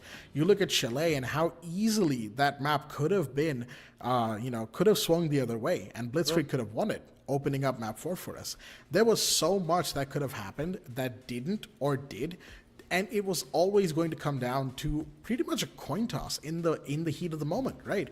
Whether Sparko gets a certain kill, whether a frost mat goes off, whether Ashrit gets the final couple double kills of the round, whatever it was always going to be that way or not. And that is, again, the beauty of it all. I can see myself kind of flickering around on the call over there. Yeah, don't worry, folks. It's just internet things. Like I said, it's South Asia. These things tend to happen. It does, but it is basically electricity. Internet happens everywhere you go. I believe, from what I'm being told, we might be having Sparko join us very shortly. I think there's been a switch up of the members coming for the interview. That's why it has been slightly delayed, but we will be joining into that conversation very easily. And now I've been here. We're going to be joining the interview for the losing team right now, and I believe it would be Sparko in front of us, and it is Sparko indeed, the man, the myth, the Frost legend himself. Hello, Sparko. Welcome to the call. Hello. Thanks. I mean, it was a good game. Feels very good to be back at this, the South Asia phase. I didn't play for comp for like last 2 years, and I don't know about the result, but I enjoyed the game. Because playing comp after 2 or 3 years back, because when I used to play on Monkey Hunters UG, that was my last journey. Then again back to playing, for South Asia Elite Community Series, Fragnation, and it was very surprising. So I feel I'm good. Well, that's certainly refreshing to hear, Sparko, and certainly it's great to see you back as well. As we're all it's kind of one of those things, right? We're all kind of coming back. I'm coming back to casting, you're coming back to playing. It's a coincidence, but it's a happy one at that too. So with that said, of course, you did mention that the tournament loss didn't really affect you that much, and I do kind of really admire that. But kind of walk us through what would be your and the team's kind of mentality looking at the playoffs, given the second place standing right now. To be honest, today's game we just took it lightly, to be honest, because it was just for the seeding. So we want to experience how they play, how we play against each other, because we learn. You lose and you learn. So we know it will be a hard game, and to be honest, we are looking for the playoffs, because playoffs is the game where the magic will happen, hopefully, and we're gonna prepare for it. And and this team, my teammates who I'm playing with, like we built a team together, and they are playing that Hasib Warrior team. They are very good. They're playing for a couple of years, I believe. So our team is just a new. All the players I gathered, everyone. We like we are like just a new like OG players, all most of them. But we gathered together, then we formed a team. So we have to grow gradually. We'll build together. But yeah, I think the team potential, like for example, the Fragnation Community Cup, we didn't make it. 2, we didn't make it. 3, Cup 3, we didn't make it. Then at the end, we made it to the elite community cities. People came to know about us. Uh, our plan is now to focus on the playoffs. That's all. We are gonna rectify our mistake, and we're gonna prepare like for our best. Like you said, you're happy to see South Asian, like Rainbow Six coming back, South Asian Elite Community Series, and like that. So, what do you think about the new initiatives being taken by Ubisoft? Do you like admire what else do you think they can be doing for the region right now? Yeah, I mean, I feel sad a bit that this initiative step they took, right? It should be like before, like a year ago, because I'm playing Siege from 2016. So and we were I used to play local tournaments from India, Bangladesh, Pakistan, whatever the tournaments used to come. But we came eligible in 2020, the APAC major, August major. I mean, we got eligible at that time, so we were very excited. And again, after that, we got lost. I mean, South Asia again, we were lost. I don't know where. All the good players. I know a lot of good players. They all like they went to their busy life. So I miss them, to be honest. I wish this opportunity was there before, so that my other players, I know the players who are retired, they would have that opportunity to show them. So I was like, when the tournament came, announcement came up, I was like, okay, let's play again. Let's since Ubisoft is giving up this opportunity, I don't want to miss it. So I was like, okay, let's build a team, let's practice. I know it will take time, but I believe if we follow in the right direction, we can make it. Because I have played a lot of competitive games earlier, internationally, South Asia, so I know what it takes to make it. But I'm really excited. Yeah. That excitement is certainly something we're all kind of feeling right now, because again, we're kind of back in the roadmap, right? Like you said, we were kind of lost adrift at sea for a little bit, but we are back once again. So yeah, certainly great thoughts to have. And you already mentioned how you're looking forward to the playoffs, but there is a little bit more to that, of course, which is those 2 spots in the APAC Cup qualifiers, right? I know it's a little bit of a step down compared to the August major that we used to have before, but given where we are as a region, given everybody who's kind of coming back, like you said, how do you feel towards these qualifiers? What do you think the chances for South Asia would be for the 2 teams that do end up making it there? To be honest, I didn't follow much about the previous tournaments, how South Asia teams performed. And the format was kind of messy, like before. Like it used to be merged with Southeast Asia, and all the players used to be, and there used to be server issue, heat phrase issue. I mean, hyping, looping, whatever the advantage. I know people will tell that I'm giving excuse, but it's a fact. But now, since Ubisoft, and I mean, we have it like South Asia, different region for our qualifier. We have our own way, like to go to the Asia League. That's a big thing, because that's how now previously I used to see the mentality of the other players, like, oh, we are merged, we are going to play against those international players outside, they are good.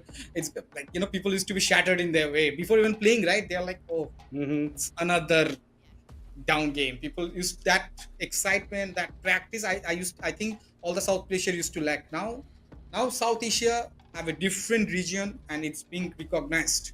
That's what I wanted.